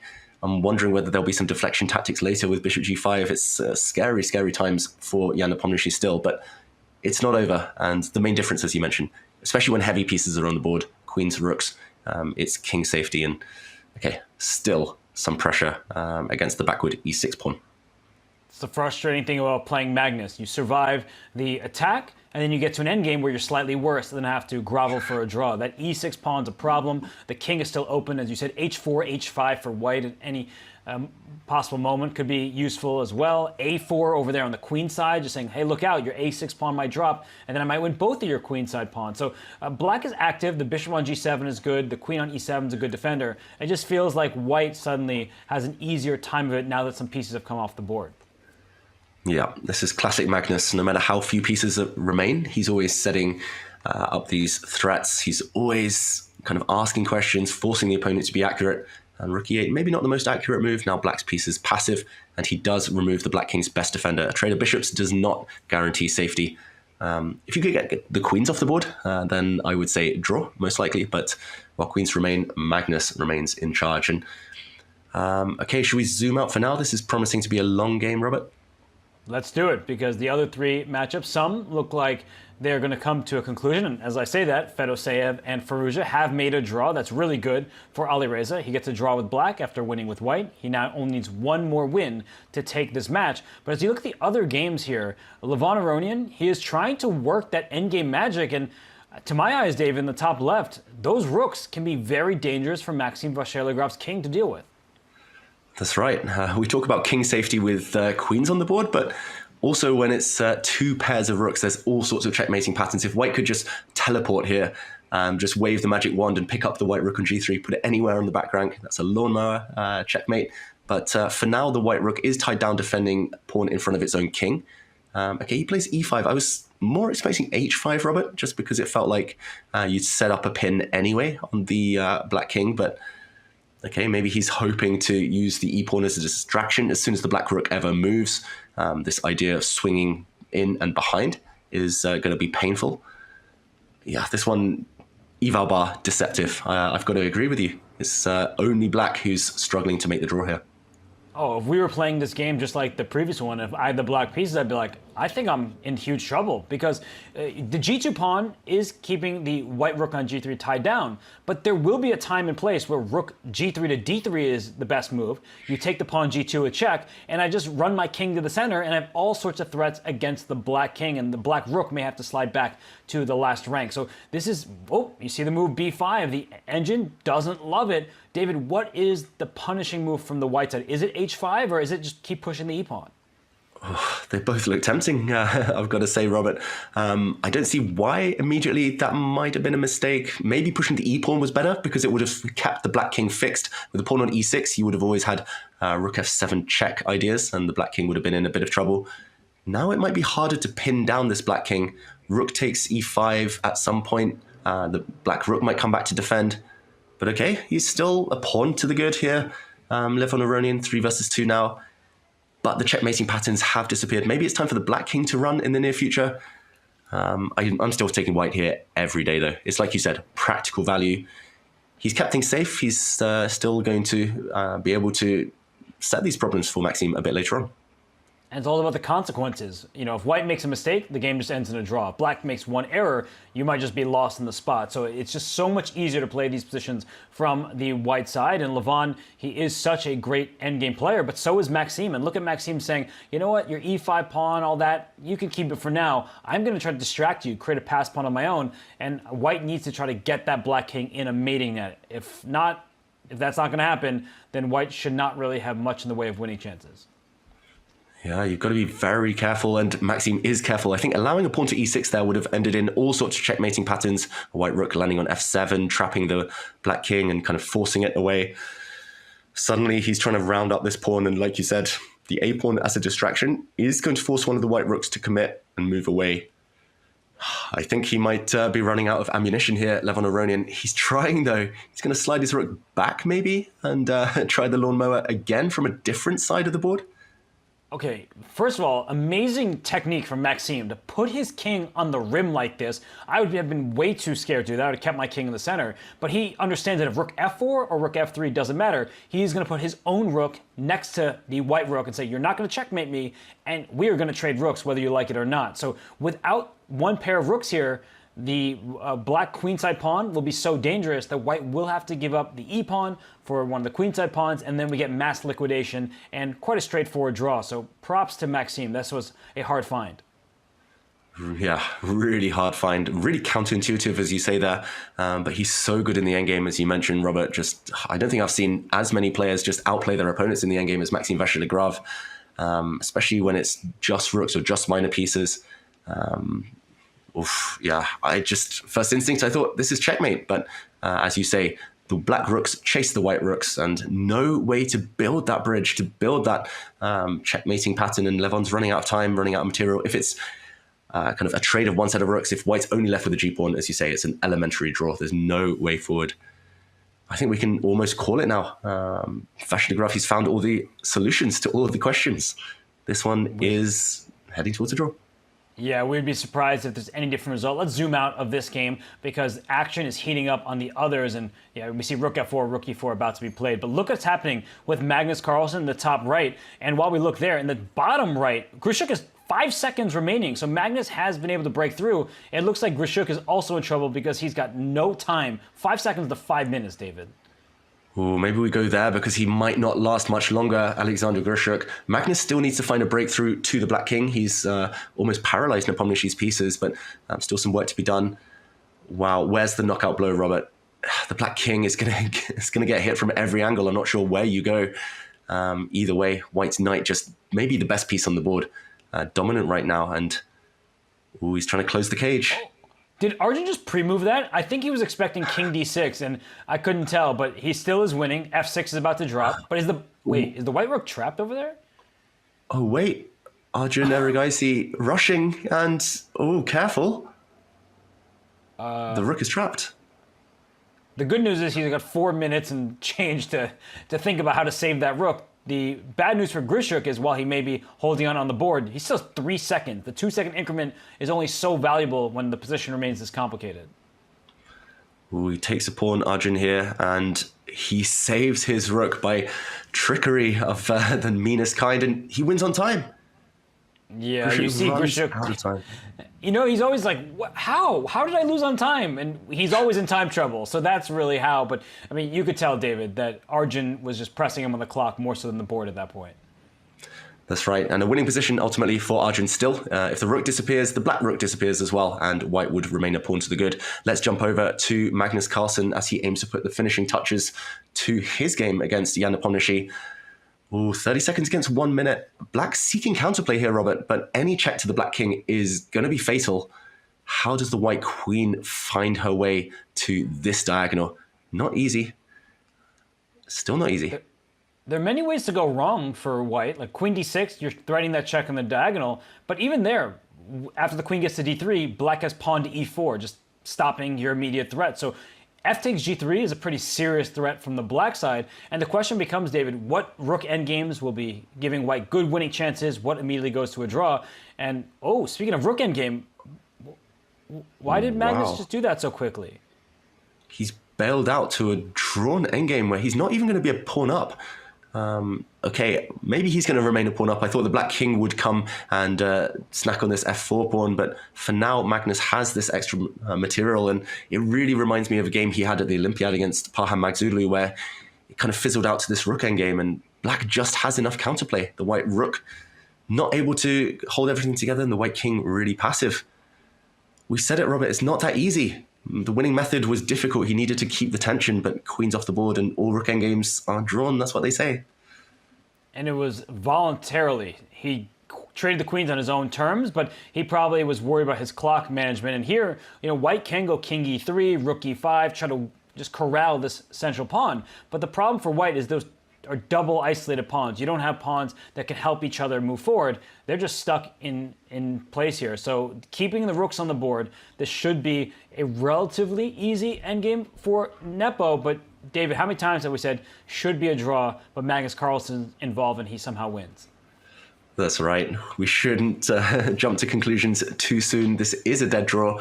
I've had this. I'm sure you've had something similar in your career, Robert. The problem is, as you mentioned, just cannot break through past the black king with these doubled f pawns. And ultimately, as soon as the white rook moves away, the black king blockades. As soon as you give a check, you might be vulnerable to checks yourself. And Jan Nepomniachtchi pretty much smiling on the camera. He knows how to draw. And yeah, Magnus isn't going to work miracles, isn't going to squeeze water out of this stone. As long as, you know, the rooks don't get in the same line and one of them blunders that, it just is a very straightforward draw. As you said, the black rook will always check if the white king steps forward, and now black's king is actually in the optimal position. So this is very easy for Jan Nepomniachtchi, and I don't think there's anything to even take for granted as he just keeps chuckling. Mm-hmm. Yeah, he studied this one before, Jan Nepomniachtchi. He knows Magnus is just playing on to test him, but he's up for the challenge, and now the white king has nowhere to hide. It's going to get driven all the way back, and yeah, unfortunately, the white rook just stuck with its pawns, and huge missed opportunity, Robert. You've got to say, Magnus, he dominated this game. He played extremely well, model game almost, until the winning technique was required. Did you see Magnus? He's like, why didn't you take my rook there, which would have been an immediate draw. But Nepo shakes his head. He knows that he got away with one. But sometimes that's all you need in the Champions Chess Tour, David, is to survive a game like that. With only 2 games to go in this match, that means that Jan definitely has a good chance to upset Magnus Carlsen. That's right. The closer it gets and the more games that are just kind of out of the way, the more it becomes a bit random, a bit of a shootout. And if it comes down to just one game, Jan Nepomniachtchi's chances definitely rise. So great result for him there, great save. And yeah, Magnus frustrated. You can see it on the camera.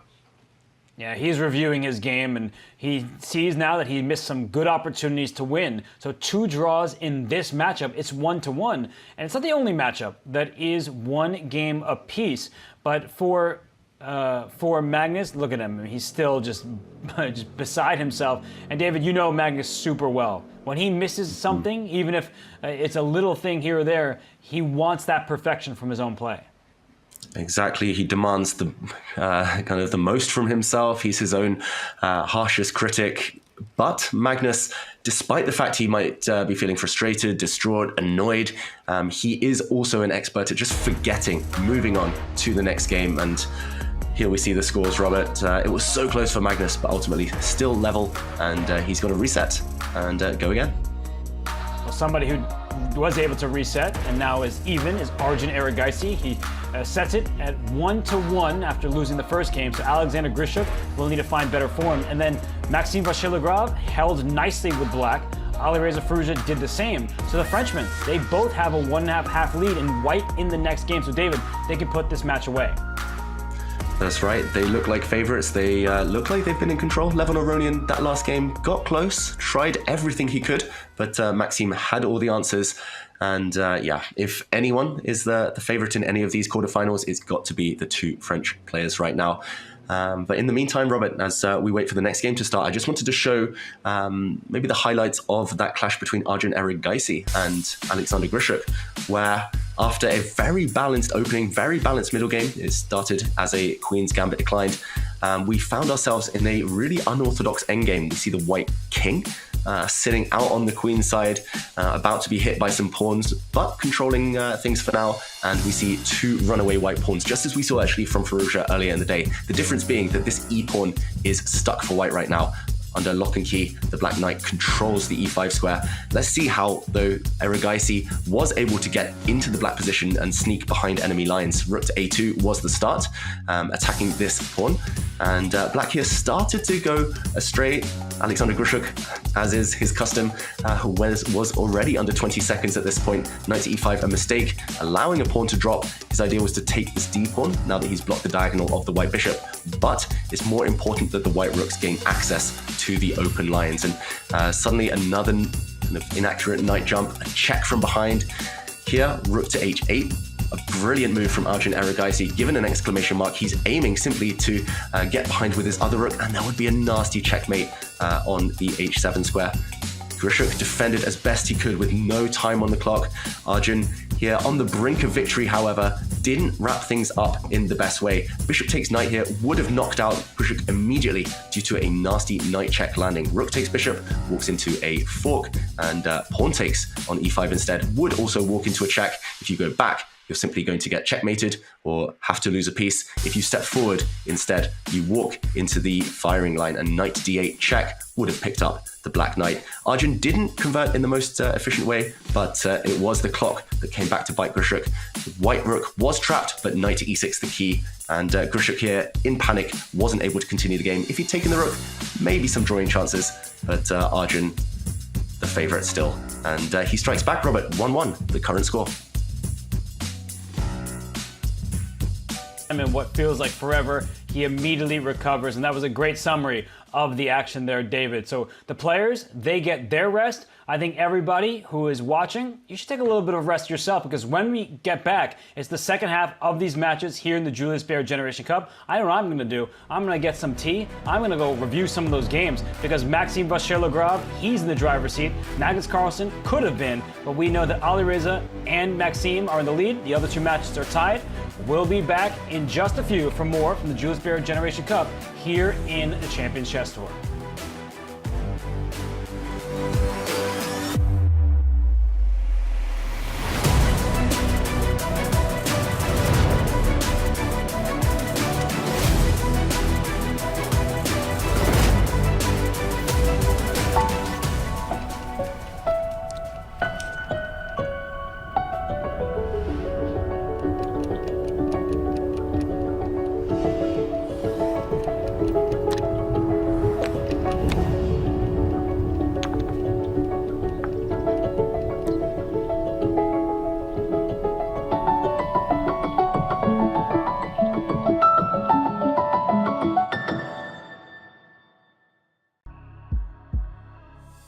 Levon Aronian has been one of the world's strongest players for almost 2 decades. The 41-year-old has won numerous major tournaments, achieved the 4th highest rating in history, and consistently been ranked among the world's top 5 players.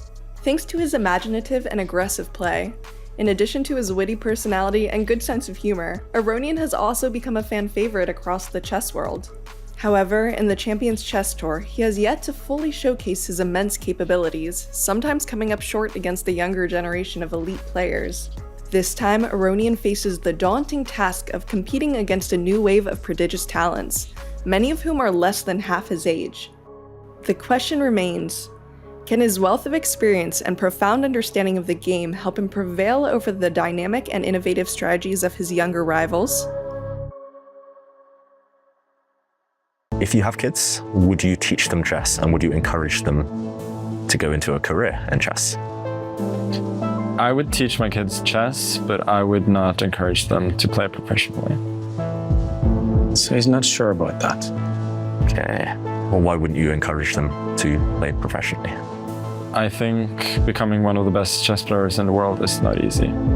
There are other areas where you can be worse at something and have an easier life. Do you feel you're the best looking chess player in the world, top 100? No. He is telling the truth. Do you think you're the best looking chess player in this room? No. So he's telling the truth, but it's more or less that he doesn't really care. Fair enough. Thanks for the compliment there.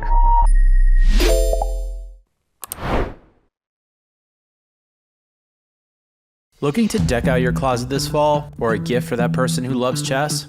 We've got you covered in our all-new merch store. Literally. Never forget that it's always chess o'clock somewhere, with clocks in a brand new colorway. And keep your mouse speed on point with a classic green or bubblegum pink mouse pad. Oh, Middens wants to say something too. She says, check it all out at chess.com/shop. And yeah, you might want to do what Middens says. Chess with friends is fun, and Discord is your place to talk with friends. This month only, Discord is joining forces with Chess.com. Win a game against Wumpus, Nelly, or Clyde, and you'll win a free month of Discord Nitro. And watch out for a super secret opponent later in the month. Play them all only on Chess.com.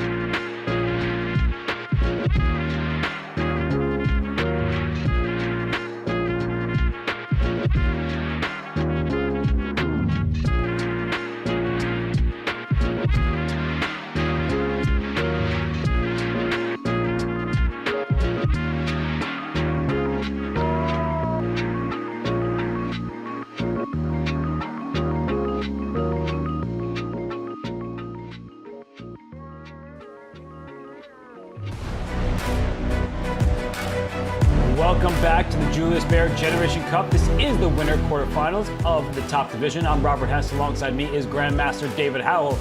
David, thus far we have two tied matches, where one side leads, Maxime and Alireza, 1.5. What quick advice would you give to the players who are trailing? Oof. Play faster, play better, try different things, and they've got to take some risks now. It's hard to give advice when you're facing one of the best players in the world, but they still have time, and there's plenty on the line. Oh, I like the rhyme there. And for those players, they may not have much time. This is the fourth and final event of the Champions Chess Tour. Let's see who has the legitimate shot to make it through to the Oslo finals in December.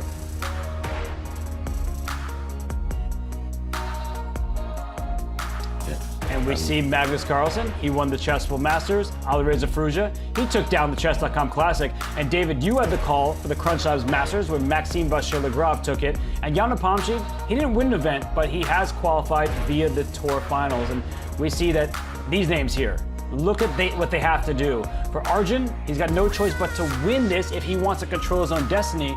But for these players, they are just trying to stave off elimination to give themselves a shot. You see that Jan Duda, he's all the way in the third division, and he needs fourth place there where we know it's tough. Fabiano Caruana resides in the third division just to stay alive.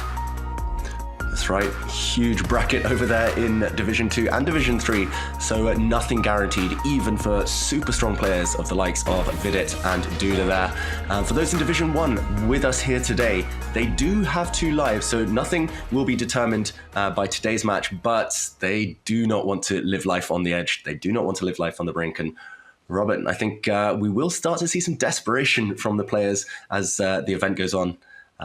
So much to play for. Money, but also that opportunity to be here in Oslo in a couple of months.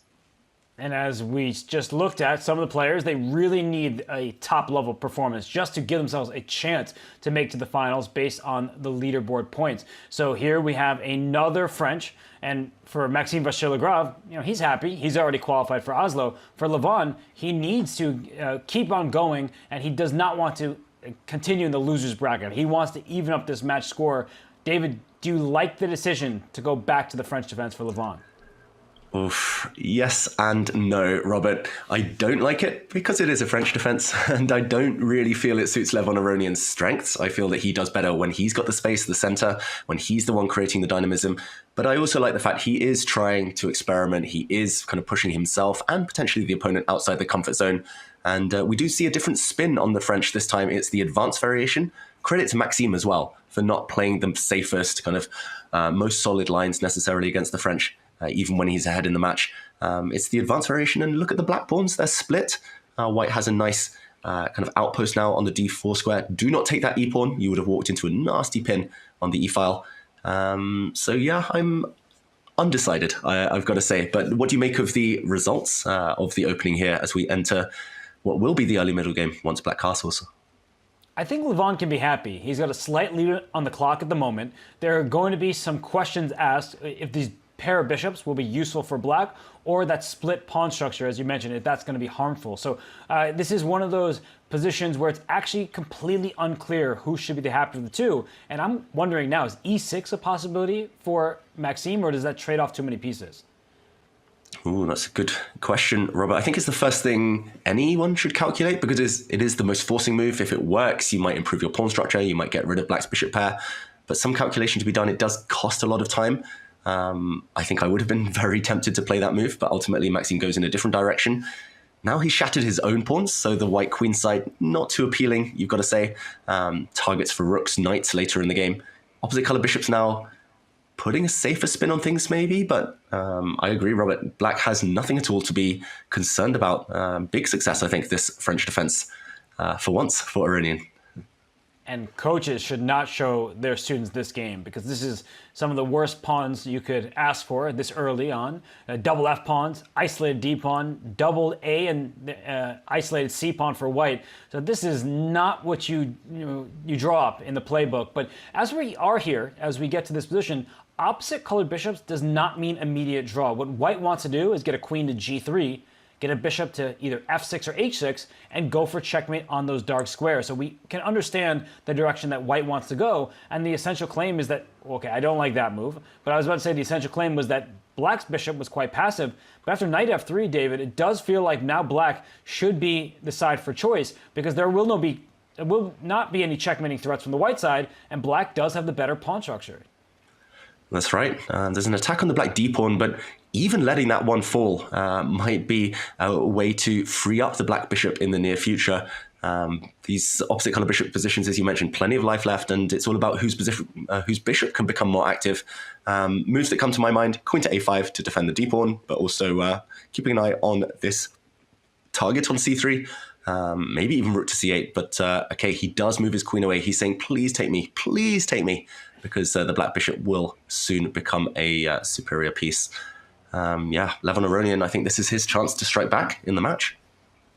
And for these top players, they do not mind giving up a little bit of material, in this case a pawn, to get all the activity, right? Black will get a tempo after tempo, and white needs to be careful. So Maxime's thinking about it, because if he can take on d5, and then say, like, play queen d6 next and just trade off all these pieces, it might be worth going for. His pawn structure is compromised. And if he doesn't take there, what other moves come to mind? Bishop g5 to attack a queen, but the black queen will then win that a3 pawn. So you attack a queen, good for you. You drop material. Yeah, and ultimately, rather neutral move, I've got to say, rook to b1. He's hitting a pawn, yes, but that pawn might just move There we go, b6. And I guess the idea is to take here on d5 now, that the black bishop has to stay defending its knight, but it feels a bit superficial for white, for Maxime, I've got to say. The pawn structure, I just can't take my eyes off it. Maybe we should take our eyes off it, Robert, and move on, move out to the bird's eye view, because yes, Maxime's a pawn up right now, but he holds all the weaknesses in the position. He does indeed. It's a good call by you to change games, because look what's happening between Magnus and Jan Nepomniachtchi. There's been some intermezzos there. You see a check against Jan's king, and we also see the evaluation bar in black's favor. And well, there are many pieces hanging, so let's dive into the details here, because Jan is on the clock and he may be in some trouble. Wow, this looks familiar. I'm not sure if I've looked at this exact position or just something very similar, but some crazy tactics early in this game. Jan frowning, as you mentioned, he finds the only move. The blue arrow appeared. White had to step out of that check, had to defend it, the bishop on e3, so the white king doing all the work there. Black takes back. Again, blue arrow appears because black's bishop needed to open up the diagonal. Now, pawn takes knight would be a huge blunder by Jan Nepomniachtchi. Bishop to g4 check would win the white queen. You mentioned the trouble on the horizon, especially if you don't know what you're doing. A frown on the face of Jan Nepomniachtchi. You might just be 2 pawns down with a weak king. So time is of the essence. There are other tempting moves. Bishop to d4. The question is, does that actually threaten anything? No. Robert, this is crazy. But I love these lines, right? Bishop d4, black plays pawn to e5. Take my queen, why don't you? Because after the knight takes back on c3, that's a fork. So bishop d4 is the obvious move. You play it, you think you win material, but in fact you actually just trade queens in an unorthodox manner, and black has 2 pawns to the good. So Jan seems to have gone wrong here. I don't know the ins and outs of the opening, David, but who wants their king on e2 like this, and then to be the one using your time? Yeah, I think maybe a quick action replay while all of the games are quite early on in their development. Let's just jump in and show how Magnus did potentially trick Jan Nepomniachtchi. I'll go from the start because we're not that far into this game. It was a accelerated dragon, I believe, where black tries to fianchetto the bishop. We saw the center open up. White defends the knight on d4. Black knight comes out, and queen to a5, a very tricky move. And f3, queen to b4. So very early kind of blitz attack against the white pieces. And bishop to b3, a big mistake apparently because of this move. Knight takes e4, opening up the black bishop to hit this knight on d4. If you take on e4, d4 falls and you're simply a pawn down. So you've already burnt your bridges here. Knight takes c6, and maybe Jan had miscalculated something. Maybe he kind of only sensed the danger a bit too late, and he's played the move rook to e1. So this is the current position. Oh, sorry. If we go here, the current position, rook to e1. There we go. Bit of a tech slip up there. My bad. I'm such a boomer. But rook to e1. And Robert, still no threat. I thought you were just showing us the instant replay because it was that instructive. This is one of those odd openings by Magnus where he took Jan out of theory and Jan didn't know what to do. But we're here now. White is 2 pawns down. Black's king, can it safely castle? That's a big question. And white is going to slide the king back to f1. And that rook on e1 will be very useful to go after the e7 pawn in many different positions. Let's not just pretend that once black castles, the king is safe. There will be bishop h6 at the right moment. The dark squares are compromised. So I look at this position, Magnus was the one who gained the upper hand out of the opening. Is there a move here, like a queen back somewhere, to open up knight c3 check just to trade more pieces? Whoa, you called the right idea, Robert, but queen takes b3. He doesn't slide the queen back. He gets her out of the way. Queen sacrifice by Magnus temporarily to land this knight fork, and forcibly getting the queens off the board is going to be level pieces at the end of all of this, but black will still have 2 extra pawns. And the big question is now, do you take this knight on d1 and allow black to maybe save the a7 pawn? Oof, Magnus is going to be trying to grind out an endgame either way, Robert. Rook takes a7 is a move just played as soon as I was going to mention it. The knight is trapped, so it can go to b2 after the swap on a7, but then the king can go to c3 or bishop to d4, and the knight will be lost. So it's only going to be 1 extra pawn for black. It's bishops of opposite color. Magnus will push this, and he might even win it, but there are still, of course, chances here for Jan to hold. But I'm sorry, David. I know this game has been interesting. We're getting to an endgame. I have to zoom us out, because as I look at some of the other games, there is one in particular that is all sorts of hectic. Look in the bottom right of our screen here.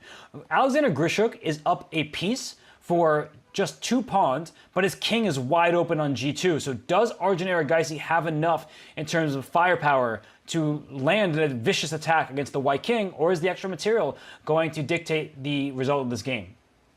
Wow, I just wish I had Arjun Erigaisi's courage, his just kind of lust for battle, just the way he plays. It's like he's in a must-win situation every single game.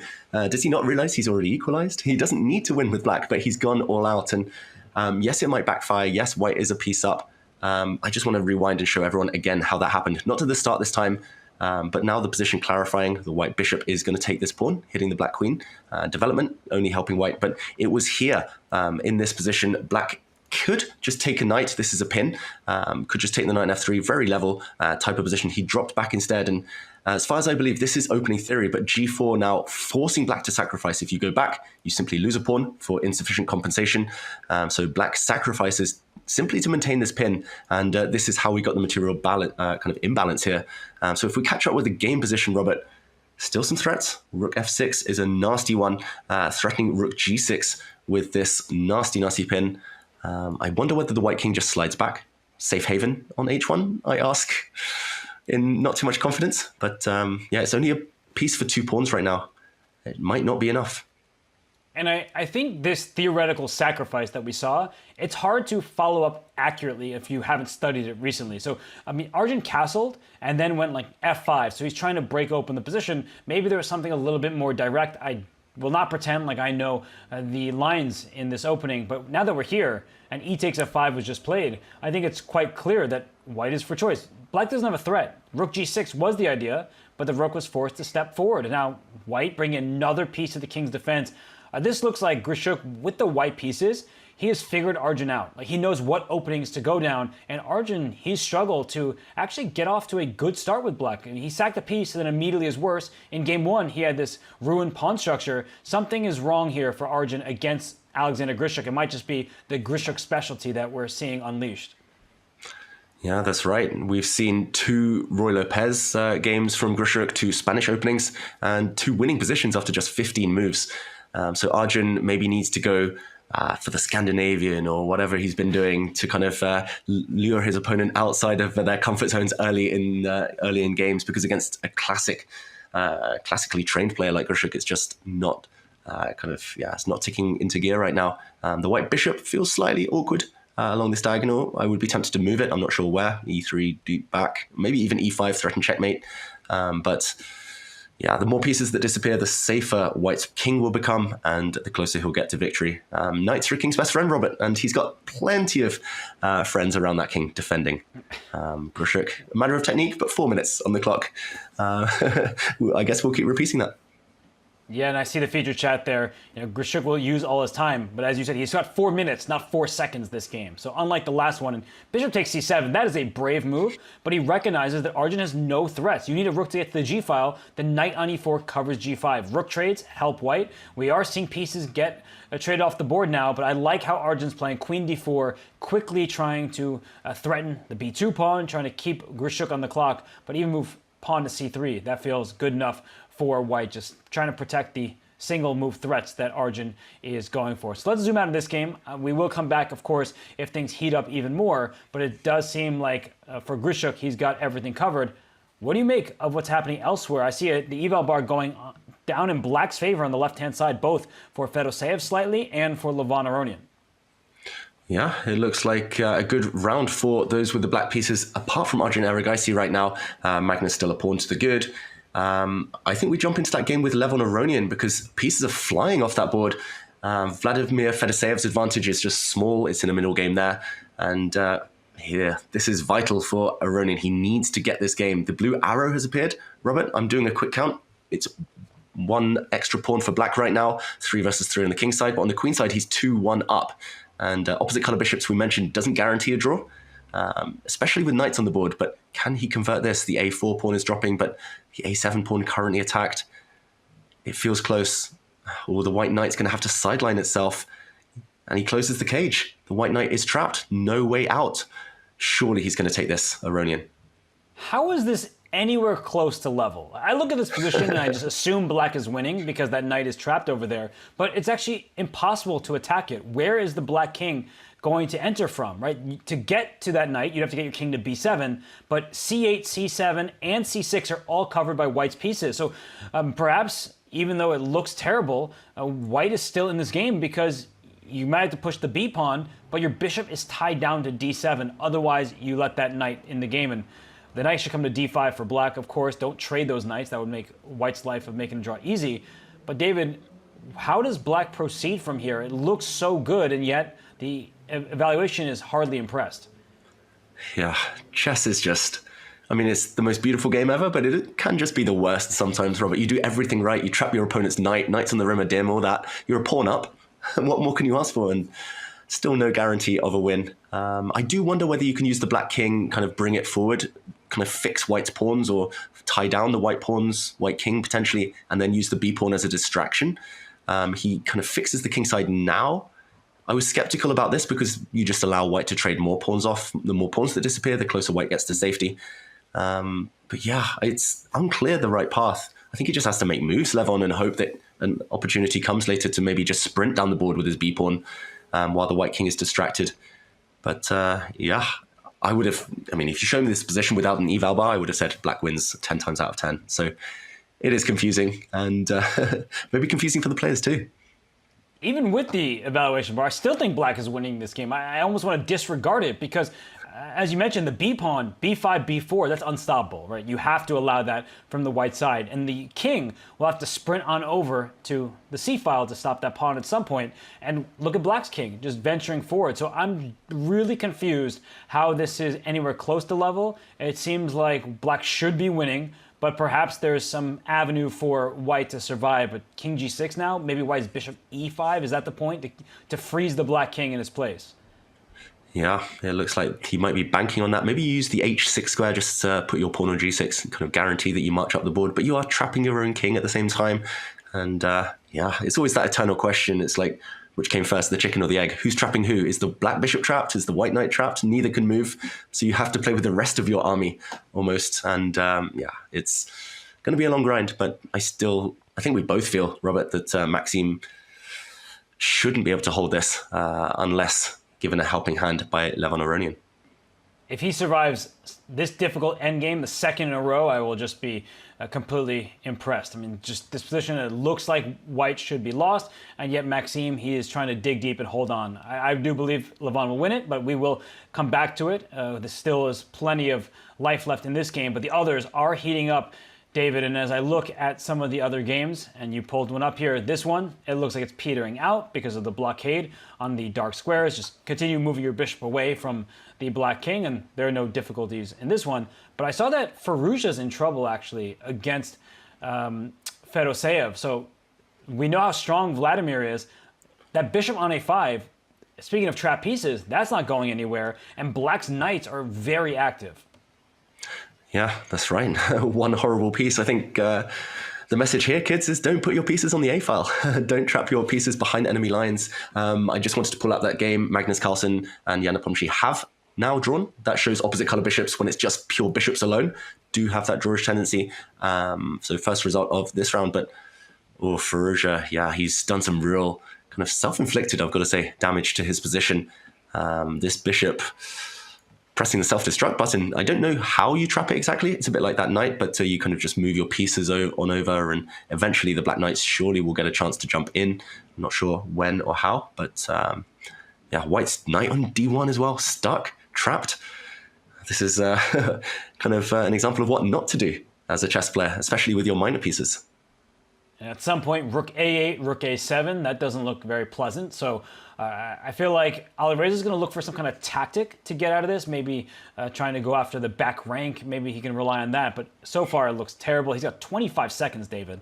So even if this was objectively a position you can save, how do you save this with 25 seconds on your clock?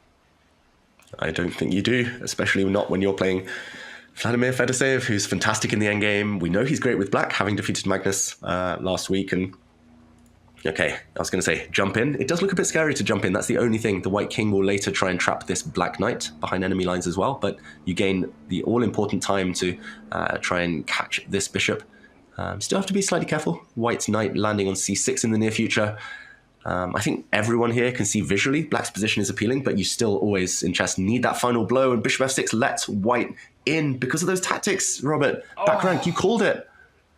Oh my goodness, look at Fedoseev. He's so upset. He immediately spotted it as it was played, and he's just like, how did I throw this? Brilliant find from Firouzja, because it's the only move that would save the game, but because there's back rank checkmate, this might not even just be an equal position. White could win this game now as he's just up a pawn. Yeah, psychological effect as well of that huge blunder. I'm impressed that Vladimir here, he didn't react even more because he knew he was winning and suddenly he's fighting for a draw, fighting for his life. But no, he's trying to recompose himself, and ultimately the white pawn's still very, very weak. This f pawn now will be dropping. Okay, level position, maybe even better for black still, but yeah, huge opportunity missed. Maybe we jump over to see the final stages of the Grischuk game. He's down to 5 seconds.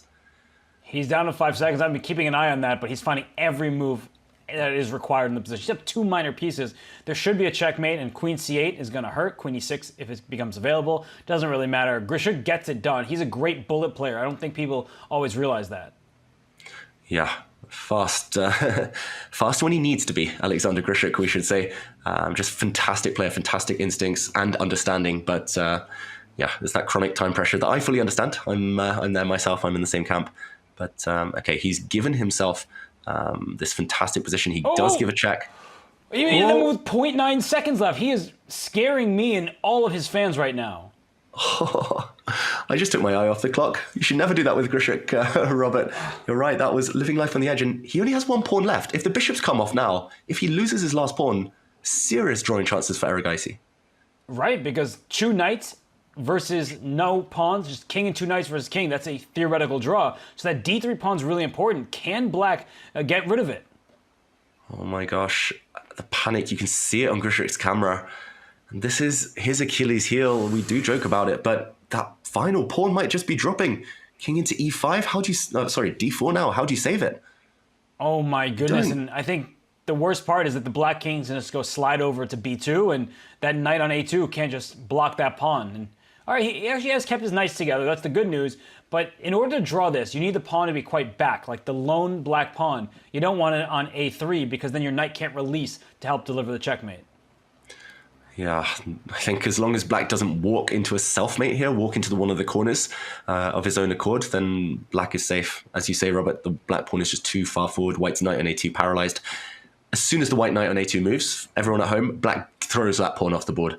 The main reason that 2 knights versus a king is a draw is because stalemate. You cannot trap the black king without first kind of just taking away all of its squares. And I remember when I first learned that 2 knights versus a king was a draw, I just couldn't believe it. I was like, no, Dad, you're lying. You're lying. 2 extra knights. But ultimately, this one theoretical draw. And wow, commentator's curse, Robert. He's blown it. It seemed like he did everything right. Like every single move was with purpose. He trades queens, and there was a passed a pawn all of a sudden that he couldn't deal with. So Grischuk is only going to draw this game unless he loses on time, which would be. Well, what's he doing? Okay, he scares me when he like uses all of his remaining clock, but he is handling things right now. Yeah, he is. But the 50 move rule might well kick in at some point. I think this is just almost a guaranteed draw. Robert, what do you say? Do we stick? Do we twist? Let's twist. Let's turn. Let's go elsewhere, because this one, it looks like Grischuk, he's just going to play on for the sake of it. I don't think Arjun is going to lose this one. But, oh my goodness, what is happening here? Black is, it's even material somehow. And white is 3.7 seconds, but is slightly better, question mark? I mean, objectively maybe slightly better because the black king is so open. Practical terms may be easier to play as well, but the clock surely balances it out. I think 0.6 advantage for an extra 30 seconds. I think we'd all be torn in 2 minds which to choose here. Takes on c3 though. The black knight on b3. So many bad pieces in today's round. That one is almost trapped. Watch out if you're the black king. Checkmate on white's mind. David, the threats are very obvious, right? Knight d6, rook g6, and I already see a checkmating net there. So I don't know how Fedoseev saves this game at the moment because his pieces are stumbling on each other's toes. The knight on b3 is useless at the moment. Ooh, he's setting a trap. If the white knight moves, there would have been a knight takes d4 check, a nasty pin on the c-file, but he's closing that door, and... Oh! Firouzja barely got the moves off, but that check, it was a pin, and now he can take on d4 first? Whoa. Take on d6, knight check, and the rook endgame's winning for black. Black's pawns, it looks like genius now. He's marched them up the board earlier, which opened up his own king, but wow, the g-pawn's just going to do the business. White's rook is helpless.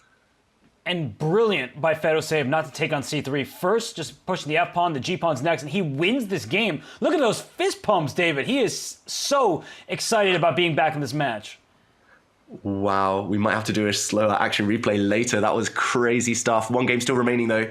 Grischuk trying to convert his 2 extra knights against Arjun Erigaisi, but no progress to be made here. We see a shake of the head on the clock and no way to trap the black king simply. The white knight on a2 far, far away. He's running out of time, both on board and in terms of the move count, Robert. Yeah, I think if you put that pawn back on a5 and then white knight on a4, we would be having a different conversation, but even that might still have been a draw. But with the pawn so advanced, as David's been saying, the knight moves, you push a2. That's automatic. And now the black king, as long as it doesn't just force its own way into the corner, which could get it checkmated, it should be just a hold here for Arjun Erigaisi. And Grischuk is beside himself. Wow. I mean, this round has been crazy. Robert, yeah, commiserations to Grischuk there. He did everything right until the conversion stage. I think trading queens, I do it myself. Often it gives the illusion of safety, but often you just remove your attacking potential, remove your best chances of winning the game. And yeah, there we go. Arjun, relief on his face. And there should be, because as you see in the bottom right, Arjun Erigaisi, Alexander Grischuk knotted up at 1.5 apiece. In fact, all 4 matches are tied. We entered the third game of 4 with Maxime Vachier-Lagrave and Alireza Firouzja a 1-point lead. They both had the white pieces, and David, they both stumbled. They both stumbled, and in very different fashion. Maxime Vachier-Lagrave eventually ground down. We talked about his bad pieces, and he was not able to hold that very, very difficult endgame. But the clash between Firouzja and Fedoseev, tactical melee, Fedoseev was just dominant, winning. He blundered, and later Firouzja was the one who was winning. We thought, okay, it's impossible to hold this one with black with no time, but sudden full 360 again, and here we see another player, Grischuk, who was disappointed before Fedoseev's fist pump. Nice to see all these reactions, Robert. And Magnus again, like, what am I missing? Nepo, that is a funny zoom in there. He's like, this is a weird position. And look at him, he's still, and earlier this game, he was just looking at all the possibilities and just surprised by that opening, because Magnus didn't win, but he caught Jan the pawn machine. That's always scary when you're facing the world number 1.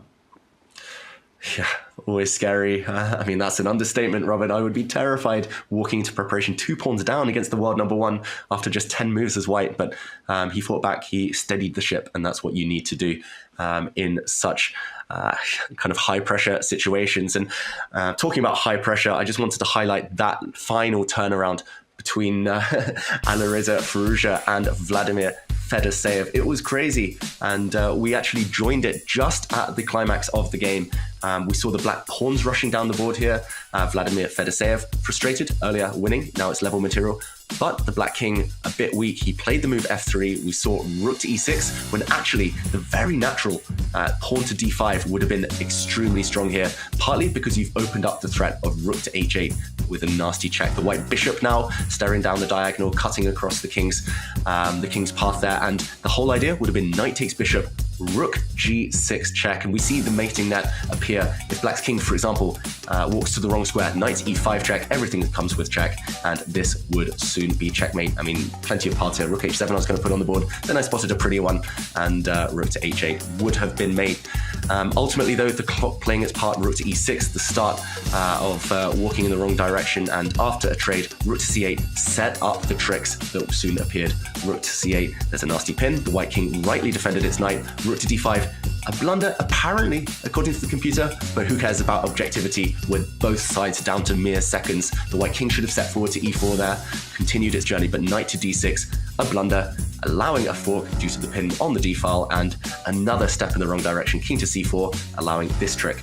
Rook takes knight, a desperado here, another knight check, discover check, and ultimately, when the dust had settled, pawn to f2, forced white to resign. It was this position, the black pawn simply marches down, the g-pawn will win the game, and Fedoseev breathes a new life here, and Firouzja has to recover from this crazy turnaround, this setback.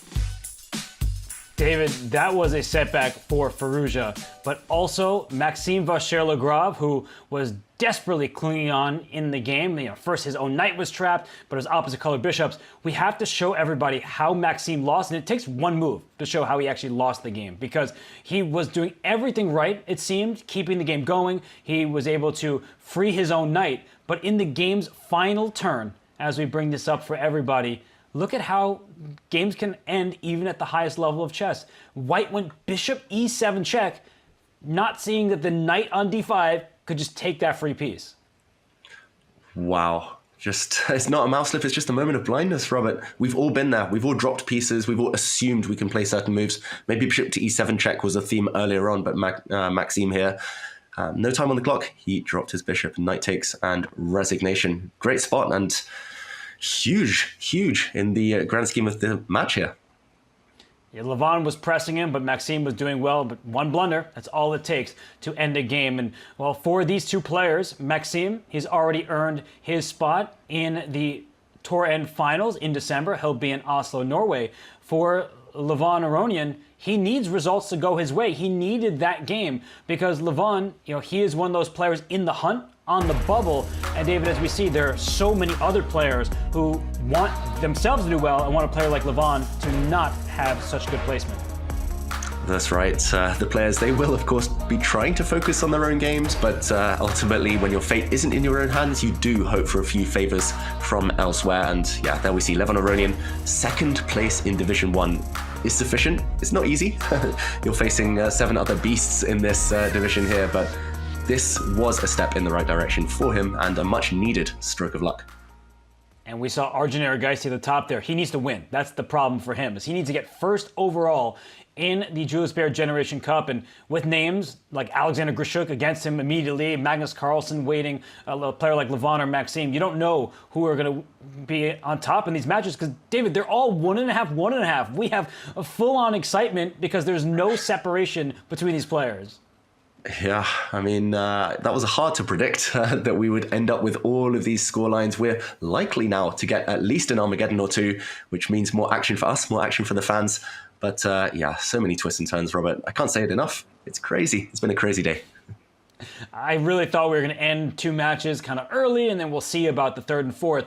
But right now, you can't even predict who is going to take them home because we have liftoff between Levon and Maxime. We have a known Sicilian. That's why the players have not used much time at all. And David, I guess my first question for you is, whose style do you think this type of position favors more? Or do you think it favors them both because they both like aggressive chess?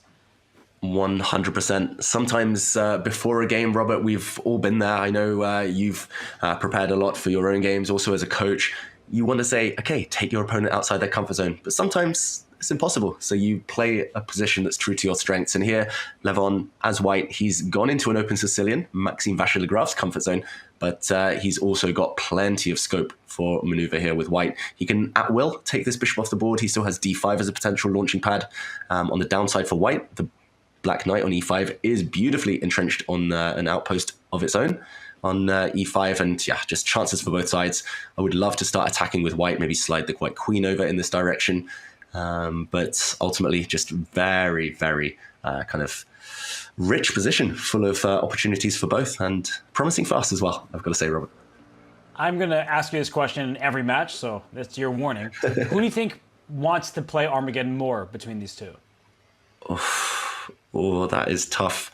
If I remember correctly, they played Armageddon at a World Cup once, or at least it went down to the last few playoff games. And yeah, I think Levon Aronian took that one by the skin of his teeth. But I'm going to say this time, Maxime lost most recently, so he'd be the happiest. He also has black in this game. He'd be the happiest to guide this to an extra shootout. How about yourself?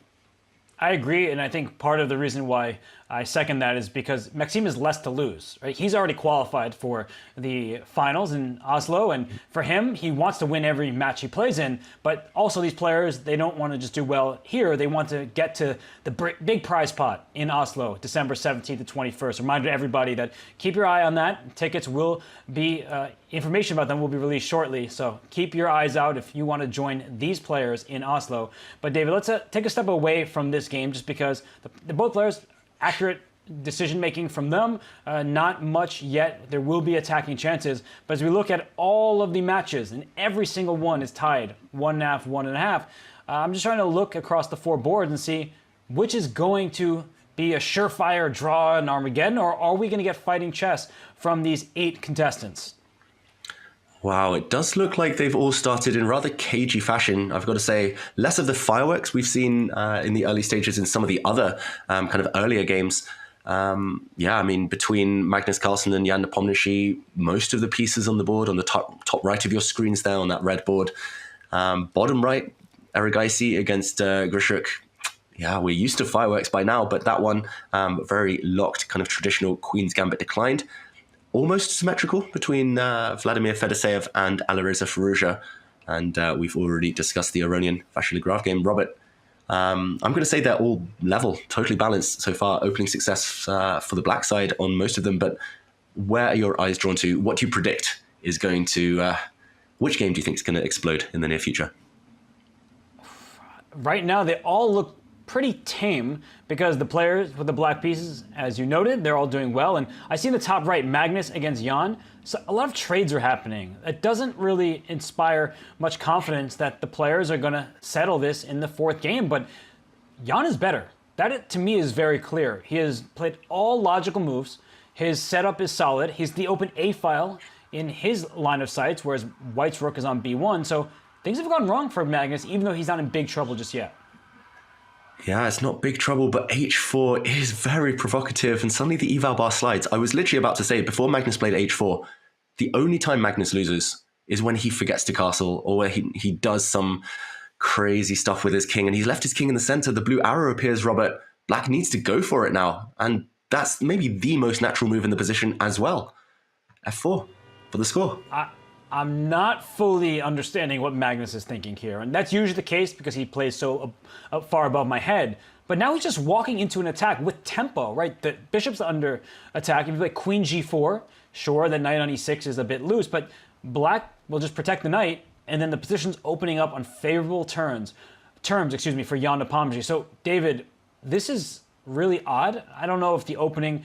It was one where Magnus didn't feel fully comfortable. He thought, I don't have an advantage, so let me force an advantage out of it. But all he's done is force an advantage for his opponent.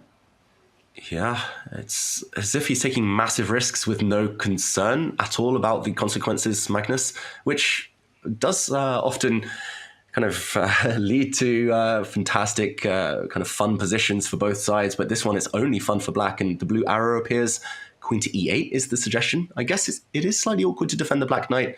It does come with check, so as you mentioned, you do need to hold it, move it. But yeah, the black queen on E8, I'm not going to say that's 100% natural, but maybe process of elimination. You realize that's the best square for the black queen out of the eye line of the white pieces. And ultimately, if white is forced to step back, I do see... Whoa, he goes for tactics. I was going to say the black knight will jump in, but suddenly the black king also a target. I guess the idea is pawn takes pawn on E3, the black queen jumps out, and that is going to be deadly. The white king too open, the black queen is going to feast on the whole of white's position there, but pawn takes G6, Robert, threatening checkmate in one move? What's happening? That's exactly where I was looking, and I guess E takes F2 check. The white king may be able to slide up to E2. That's important. The knight on C3 covers the A2 square, and that knight may be heroic in its defense, but still, that position is very sharp. Black can always just push H6 and try to hold on. Wouldn't be surprised if there's a sacrifice on H6 at some moment for white where things get incredibly sharp. But I mean, now Magnus's play is justified, David. Neither of these players knew the evaluation, to be fair to both of them, but it does feel like at least white is having a bunch more fun than he was if black had just protected that knight. Yeah, you're right. And I'm not criticizing the move, kind of pawn takes E3, allowing this kind of transition. I'm just curious that Jan didn't spend any time at all, really. He spent 30 seconds or what was it, 40 seconds on that move. And it's strange. You have so many options. Surely instinctively he knew his position was very promising, and that's where you sit and calculate. And okay, as you predicted, pawn to h6, he doesn't take, it doesn't kind of commit on the f2 square yet. That was a free pawn with check, but he resisted that that free candy because he's setting a trap. Let's just jump in with the analysis board. You mentioned some sacrifices on h6. Definitely watch out for that. But f takes e3 now, I believe, would backfire significantly because of queen to g5, and the white king is not going to be hiding anywhere anytime soon, just being hit from all angles. So this would be a huge, huge mistake from Magnus. So what else do you see right now, Robert? I'm confused at what white is supposed to do here, but he castled. He castled his king. I wasn't at all looking at that possibility because I was thinking of the offensive chances for white, but he castles and he's saying, how are you going to checkmate me? And long term, David, in the short term, black is doing well with the activity, but the long term, that bishop on g7 is a bad piece, and the knight on c3 may be able to hop around and cause some problems. Yeah, the white knight might well be jumping into the black position. I think Magnus would just love to trade queens right now. Again, it's kind of the mantra when you're defending, when you've got a weak kind of king that's coming under fire. Queen's off and you will live to fight another day. So queen g5, it's still such a complicated position. You kind of want two moves here. You want to put the king on g2 and you want to bring this white rook over to defend somehow, but it's still scary. Magnus down on the clock. This game still bubbling. It feels like something crazy is about to happen, Robert. They've made such committal decisions. It feels like neither side cares about losing. They're just going all out for the win in this one.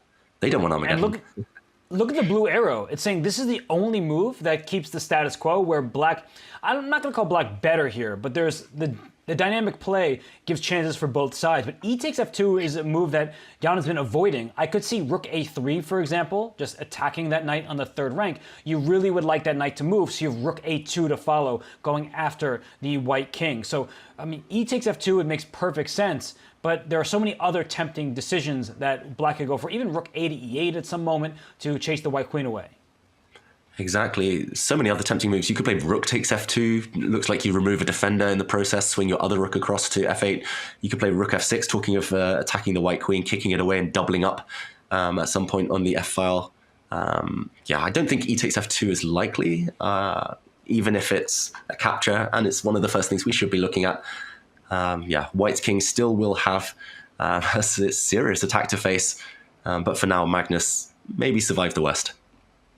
And I like your rook f6 move, just to double on the f-file. I guess the big problem is that white will be able to backtrack with the queen to h3, and then the f-pawn can move. If you leave that f-pawn for too long, you can push that thing up one square and then try to corral the e3 pawn, saying it's not much of an asset, I'm actually going to try to win that later. So this is a really sharp position.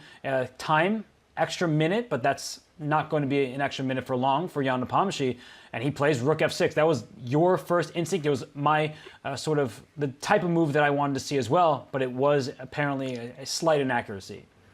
Yeah, and rook to f8, to my eyes it was very logical, but the blue arrow appears again. Rook to b2, defending laterally here across the board. That's hard, I'm going to say. I liked your f3. I like the idea of blockading. If you get one more move, put the white knight on e2. You've created an unbreakable fortress there with white. But if Magnus finds rook b2, maybe he's better now. And of course he finds it, Robert. Of course, and you know why he's better, is that knight on c3 is better than the bishop on g7. That bishop is just staring into its own pawns and doesn't have any activity. So with the rooks coming off, if e takes f2 is in fact played, then white has a free hand and control of the light squares. That's the problem with bishops against knights. So Magnus, he is in pretty good shape, but the evaluation, it's not getting out of hand for Jan yet. I do want to zoom out of this game just for a moment because there's a lot of tension here, but I see the evaluation changing, and it's bad news for Vladimir Fedoseev. He has the white pieces. He just won with black, but Alireza Firouzja is currently up a minor piece for just a couple pawns. Wow. And this is actually an opening that I've got vast experience in, mostly from the white side. Every time I play Gawain Jones, a fellow English Grandmaster, he plays this with black against me, and this one's just gone wrong. Like you said, material is one thing, but what's happening here? C1 is dropping off, the black pieces have just infiltrated, white's just been moving the queen around way too much in this game, and Firouzja, I'm not great at counting, Robert, but it's no longer a piece. It's a rook for just 3 pawns. That's more than enough. No, I think Fedoseev bit off more than he could chew. And that's I don't want to say the problem with this play, but the blessing is his curse scenario where he's such a combative player that he can beat the best players in the world with black. Magnus Carlsen, Wesley So, he just beat Firouzja from the black side. But then when he's the white side, instead of just accepting the position might be level or playing a bit quietly, he always kind of goes for it. So players love to face him, not because they think anything but the best of him, but because he just has such a fun style. Here it's backfiring for him. Yeah, the big fish. He went fishing and ultimately didn't manage to reel anything in. And just, yeah, this is a nightmare. Bishop h6, a massive threat. Knight to g4 in the air. The white queen.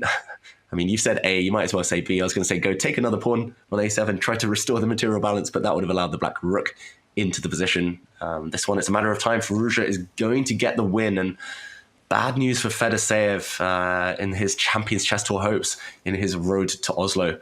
Yeah, Firouzja doing what everyone at home should be doing as well. Just consolidating. Don't rush. Pawn to e6 takes away a square from the white knight on d5. And sooner or later, the 2 rooks will double up on the d file. And 2 rooks are better than 1, Robert. I think we can say this one is over.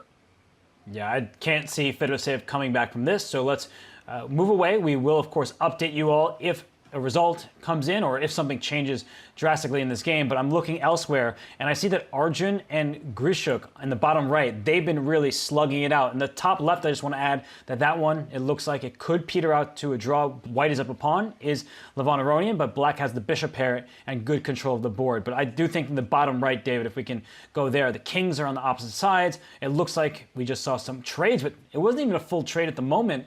And instead of taking the rook back right away, queen d4 was flicked in. But now that we're here, do you think that Grischuk's drawing chances, holding on, they're high? Or do you really like Arjun here, who has this passed pawn and, at least for the moment, a very safe king?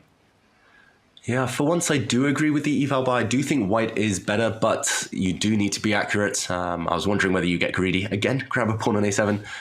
Such a bad habit of mine, Robert. I see a pawn, I want to take a pawn. But ultimately, it is all about pushing those pass pawns. And if he gets his pawn to d7, which looks like it might well happen, he's just going to paralyze the whole black army. It's king safety.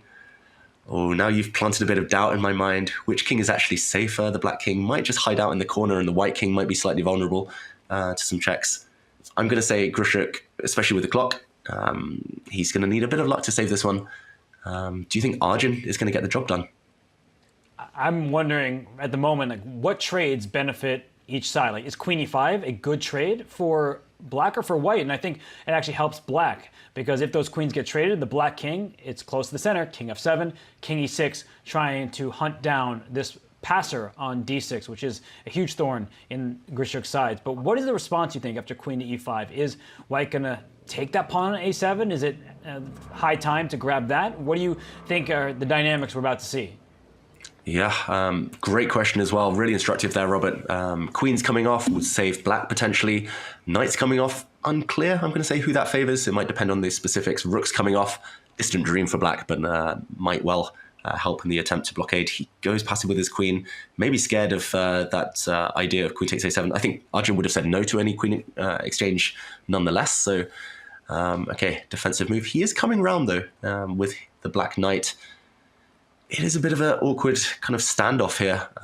I must confess, I would just take and just kind of deal with the consequences later, but it would come at the cost of white's kingside pawns potentially. Who knows? These queen positions, these heavy piece positions, are so hard to evaluate, Robert.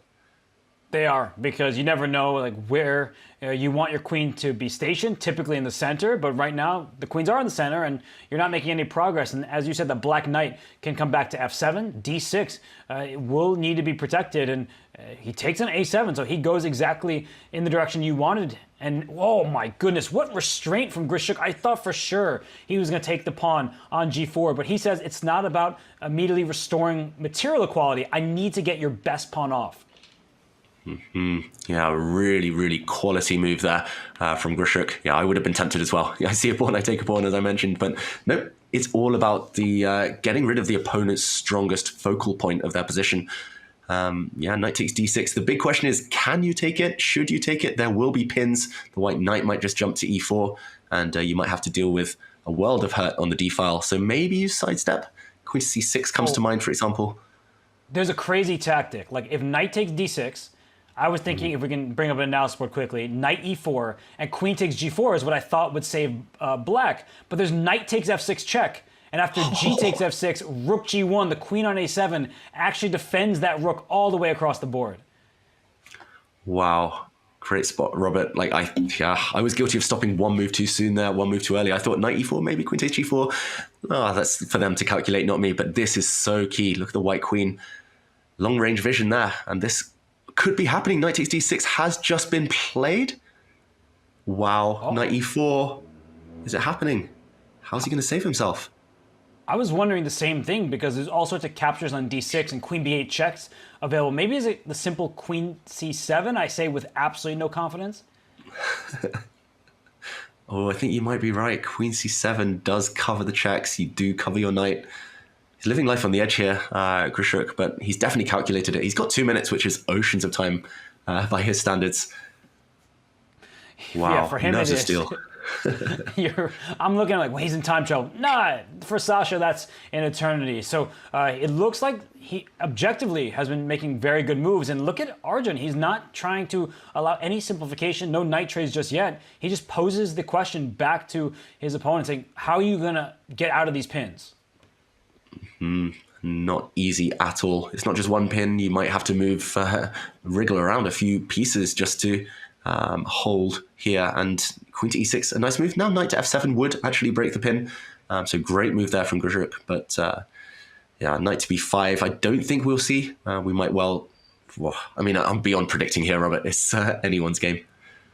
And I think white going to try to use those outside pawns later on if pieces get traded. The queens and rooks off the board, a4, b4, and so on. That could be dangerous. But maybe we should zoom out for a moment just because I see other games are nearing their conclusion. And we noted that Alireza Firouzja, he had the upper hand, and right now he's completely winning. The queens are off. He's up an entire rook. We don't need to look at that one in detail. But David, of the other games, I mean, Magnus has that good knight. Jan has active queen and all sorts of activity on the upper right and upper left. Also a very interesting position. I don't know where to turn. I'm leaving it up to you. Okay, I'll choose. I'll be decisive. Magnus Carlsen against Jan Nepomniachtchi because there might be a chance that that game is about to end. It looks like the players do have the option of repeating. It's up to Nepomniachtchi though. He is a pawn to the good. Yes, the white knight is dominant over the black bishop. If the queens disappear, rooks disappear, white might be the one winning. But if he'd kept dancing with his queen to the d3, d1 squares, the white rook would have continued chasing. So it is Nepomniachtchi who's going for the win. But it's hard to imagine him breaking this fortress. White's pieces are defensively on their ideal squares, and black's playing without a bishop. And playing with a rook, but that rook can't maneuver elsewhere. So you have your ideal setup from black, with the exception of that dark square bishop, and you can't make any progress. Your extra pawn is blockaded by this knight on d5.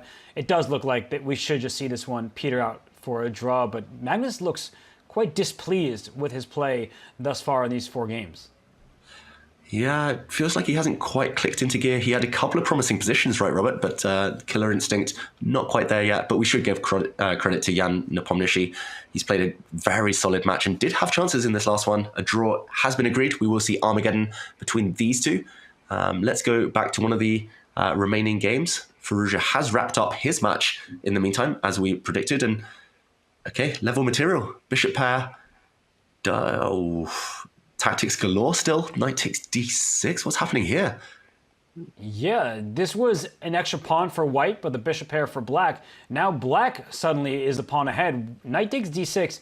Is it just rook c7? He plays it immediately. Knight e8, rook e7, getting out of that pin. So I guess Maxime, he's found a way to coordinate his pieces well. And if we see those trades, it should be equal, but that d-pawn still scares me. Yeah, the d-pawn only 3 squares away from touchdown, but bishops are so good at covering all the squares on the board, covering from afar, and I think just so few pawns left that I don't feel he's going to be able to convert. As you predicted, knight to e8, he's going to get this bishop off the board. The white d-pawn, can it march? Will it just be blockaded? The black king is coming, and yeah, it feels like a draw with best play, but there's always chances. These two are both so great and so creative, even in the endgame. Okay, what do you think? Do we stay here? That Erigaisi against Grischuk game still in full flow there. Yeah, why don't we go to that other game just because it looks more exciting. Of this one now with the king on h3, there could be some chances still for Levon, but the other game, that seems like it is heating up. f5 from Grischuk. He has played amazing defense. He's been so resourceful, and even that move there, like he's just trying to trade up pawns, take with the queen with check, and get out of the pins. Yeah, it looks like he was all tied up here, just along the d file, along the 6th rank. But if you can get his queen out, vital that it's with a check, then the black knight will be free to move. And yeah, now I'm not sure where the knight goes, but either way, you have to move this knight out of the way. Talking of exchanges now, Robert, I don't think you want the queens off anymore necessarily, because white's pawns are so far advanced. As you said, the b pawn, a pawn, and the knight endgame is just winning for white. But the white king now is at least open, so chance of a perpetual check potentially. Predictions here. Well, I'm looking at the time. Grischuk down to 20 seconds. That's really bad news for him. He can't find a move. Like, what's he thinking about right now?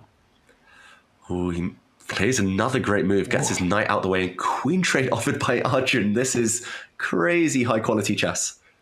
And look at this, we have the queens off, it's still level, but it's scary for black. b4, b5 happens so quickly, and I love that move from Grischuk. It's the perfect move. That knight on d4 will be stuck trying to stop the outside h-pawn from Grischuk there. Really high quality game so far.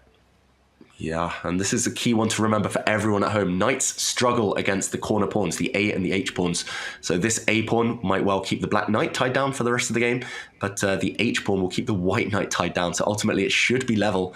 We'll see a bit of a race potentially, but yeah, Grischuk, I mean, he's found maybe 10, 15, pretty much only moves in a row, I'm going to say, Robert. Just the level of accuracy here to hold the draw.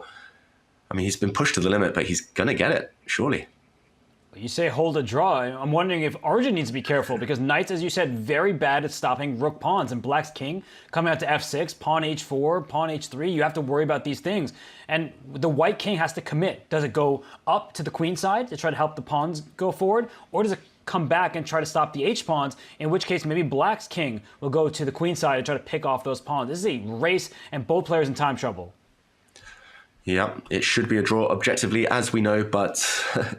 yeah, all three results possible while the clock is ticking. Blue arrow appears. Arjun has to retreat his king if he wants to stay in control of this. And you called it, Robert. Oh. You've called it. The black king's running now. Yeah, king f5. Oh, why'd he go back? He could have gone for the white knight, and black was winning that race. The black knight would have held the fort. Oh, he's playing not to lose. He wasn't playing to win. He didn't shift his mindset. That is the most difficult thing in chess. b6 check, and then knight a7. I think he's still winning, David, because that knight on a7, that's why knights are great blockaders. It hits the b5 pawn, and the black king is free to run. Oh my god, you're right. Oh, he keeps going the strange direction, but knight on a7, the white king is totally stuck, immobilized. Oh, he might win. Does he want to get his knight to g4 now? Yes, he does. The black king holds the white pawn. The black king is just going to sit. And the h-pawn's going to cost white his knight. Arjun Erigaisi is going to be knocked down to the loser's bracket. Oh my goodness. And this is what happens, David, when you're playing for a win for too long. And Alexander Grischuk, look at how happy he is. I have never seen him react like that. He is through the roof because he just stole that game, and he feels like it's deserved, David, because in game 3, he lost to the thread. He made a draw instead of a win. But have you ever seen Grischuk that happy? He looks happy, he looks relieved, confused, you name it. He's going through all the emotions right now. You're right, Robert. I've been watching Grischuk for my whole chess career, 20 plus years, and I've never seen him react like that. That is just incredible. The journey he was on in that game alone. And like you said, he deserved it. He defended the whole game and took his chance when it did arrive. And we do see 3 players emerge victorious in their quarterfinals. Wow, we knew Firouzja was winning against Fedoseev. He was up a rook, but Levon Aronian won that endgame. We looked away for a second there. It was even material, but it wasn't easy. And so Levon takes the match against Maxime. Maxime, he's already qualified for the finals, so he'll not be unhappy, but at least he still has that ticket. But now, David, 1 match remains. We are going to have Armageddon. It's that World Championship rematch, Magnus Carlsen versus Jan Nepomniachtchi. Yeah, full focus on that clash. We can't complain, can we, Robert? It's been a high-quality 4 games from them so far, and now it's going to be a race to the finish between them. I think both players would be happy to get black at this point, having seen how solid all the games have been, but ultimately we get one more game, and it is the world number 1, so no complaints. Time to get the popcorn, everyone. Well, I think the fans, they should get their popcorn ready because we will have Armageddon. The players, they get a bit of time. They'll bid on their times and we'll see who gets white or who gets black with draw odds. But in the meantime, what can you do during this upcoming break? I don't know. You can study chess, but you can also go play with Rubik's Cube. Why not? The Rubik's Cube is celebrating 50 years with the Make Your Move campaign. In the past 50 years, 1 in 7 people across the entire world have attempted solving the puzzle. Like chess, the art of a Rubik's Cube is its complexity and the eternal human values of curiosity, perseverance, and creativity. With over 43 quintillion permutations and only one solution, what's your next move?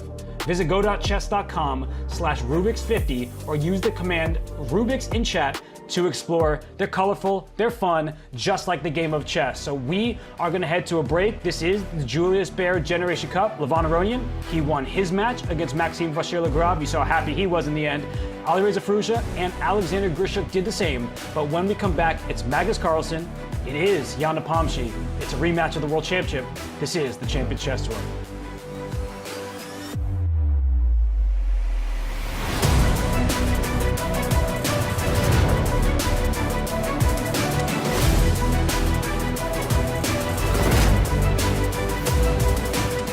All I ever wanted was like to be accepted by people and this and that. But I'm walking into hip hop, solving Rubik's Cubes and talking about anime and Star Wars, and it's like not a vibe. But through it, I was always myself. Oh man, the feeling I had the first time I started a Rubik's Cube was like, it's only begun. Because I was like, it took me that long to do it. And I just wasn't satisfied. Then I'm like, okay, cool, what's next? And that's also how I feel about chess. I love chess and I love the Rubik's Cube because you can't beat them. It's like a game you can't beat. That's what's so cool about it. And the only person that you're really essentially playing against is yourself. Yeah, I was like 24 years old and I got a Rubik's Cube and I went on YouTube and I told myself I was not gonna leave the room until I finished it. And I was in the room for 14 hours.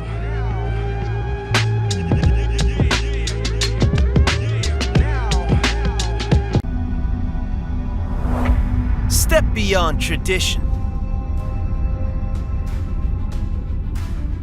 with a drop of magic. Clash in epic battles where magic reshapes strategy.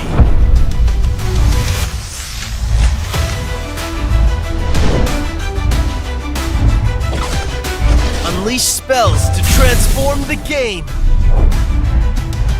Attack! Defend! Trick! Master them all! Ready to duel in the realm of magic?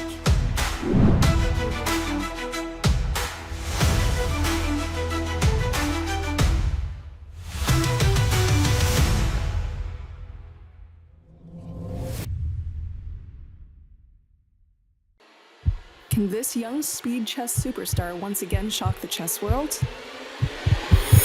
Denis Lazovic's stunning performance in online tournaments have earned him recognition from the world's top players. The teenager has even defeated Magnus Carlsen, which earned him praise from the world number 1. He knows Denis is done perfectly. Known for his solid and unbreakable style, Lazovic has consistently outperformed top Grandmasters. What a result, 2-0. His breakthrough came in last year's Champions Chess Tour, where his fantastic results earned him a spot in the CCT Finals in Toronto. The 16-year-old has done it.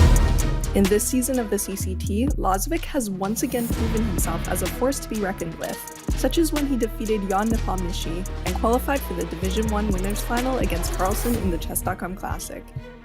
Wait, E5? No, you can't take the pawn, but why did the bar go crazy? What happened there? His opponents know now that Lazovic is a player they cannot afford to underestimate. He's so impressive, the youngster. But Can the young star once again prove his worth?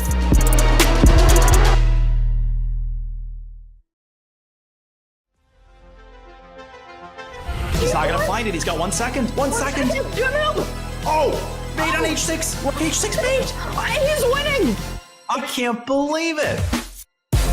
Oh my goodness. Take. Oh, right. Oh. He drops his rook. Flagging. D3. Oh, Bach throws. Antipov wins this game in the craziest manner.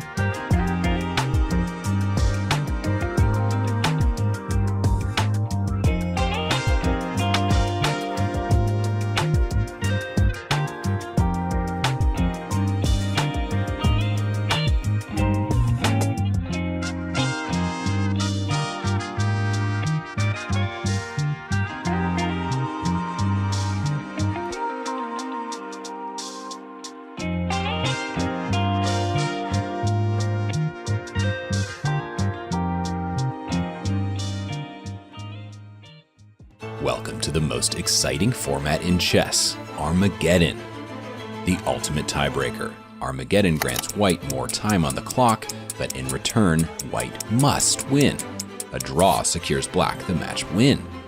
White starts with 10 minutes, and each player submits a confidential bid with an amount of time they are willing to start with. Lowest bid gets to choose their color, usually black, and those coveted draw odds. Let the Armageddon commence.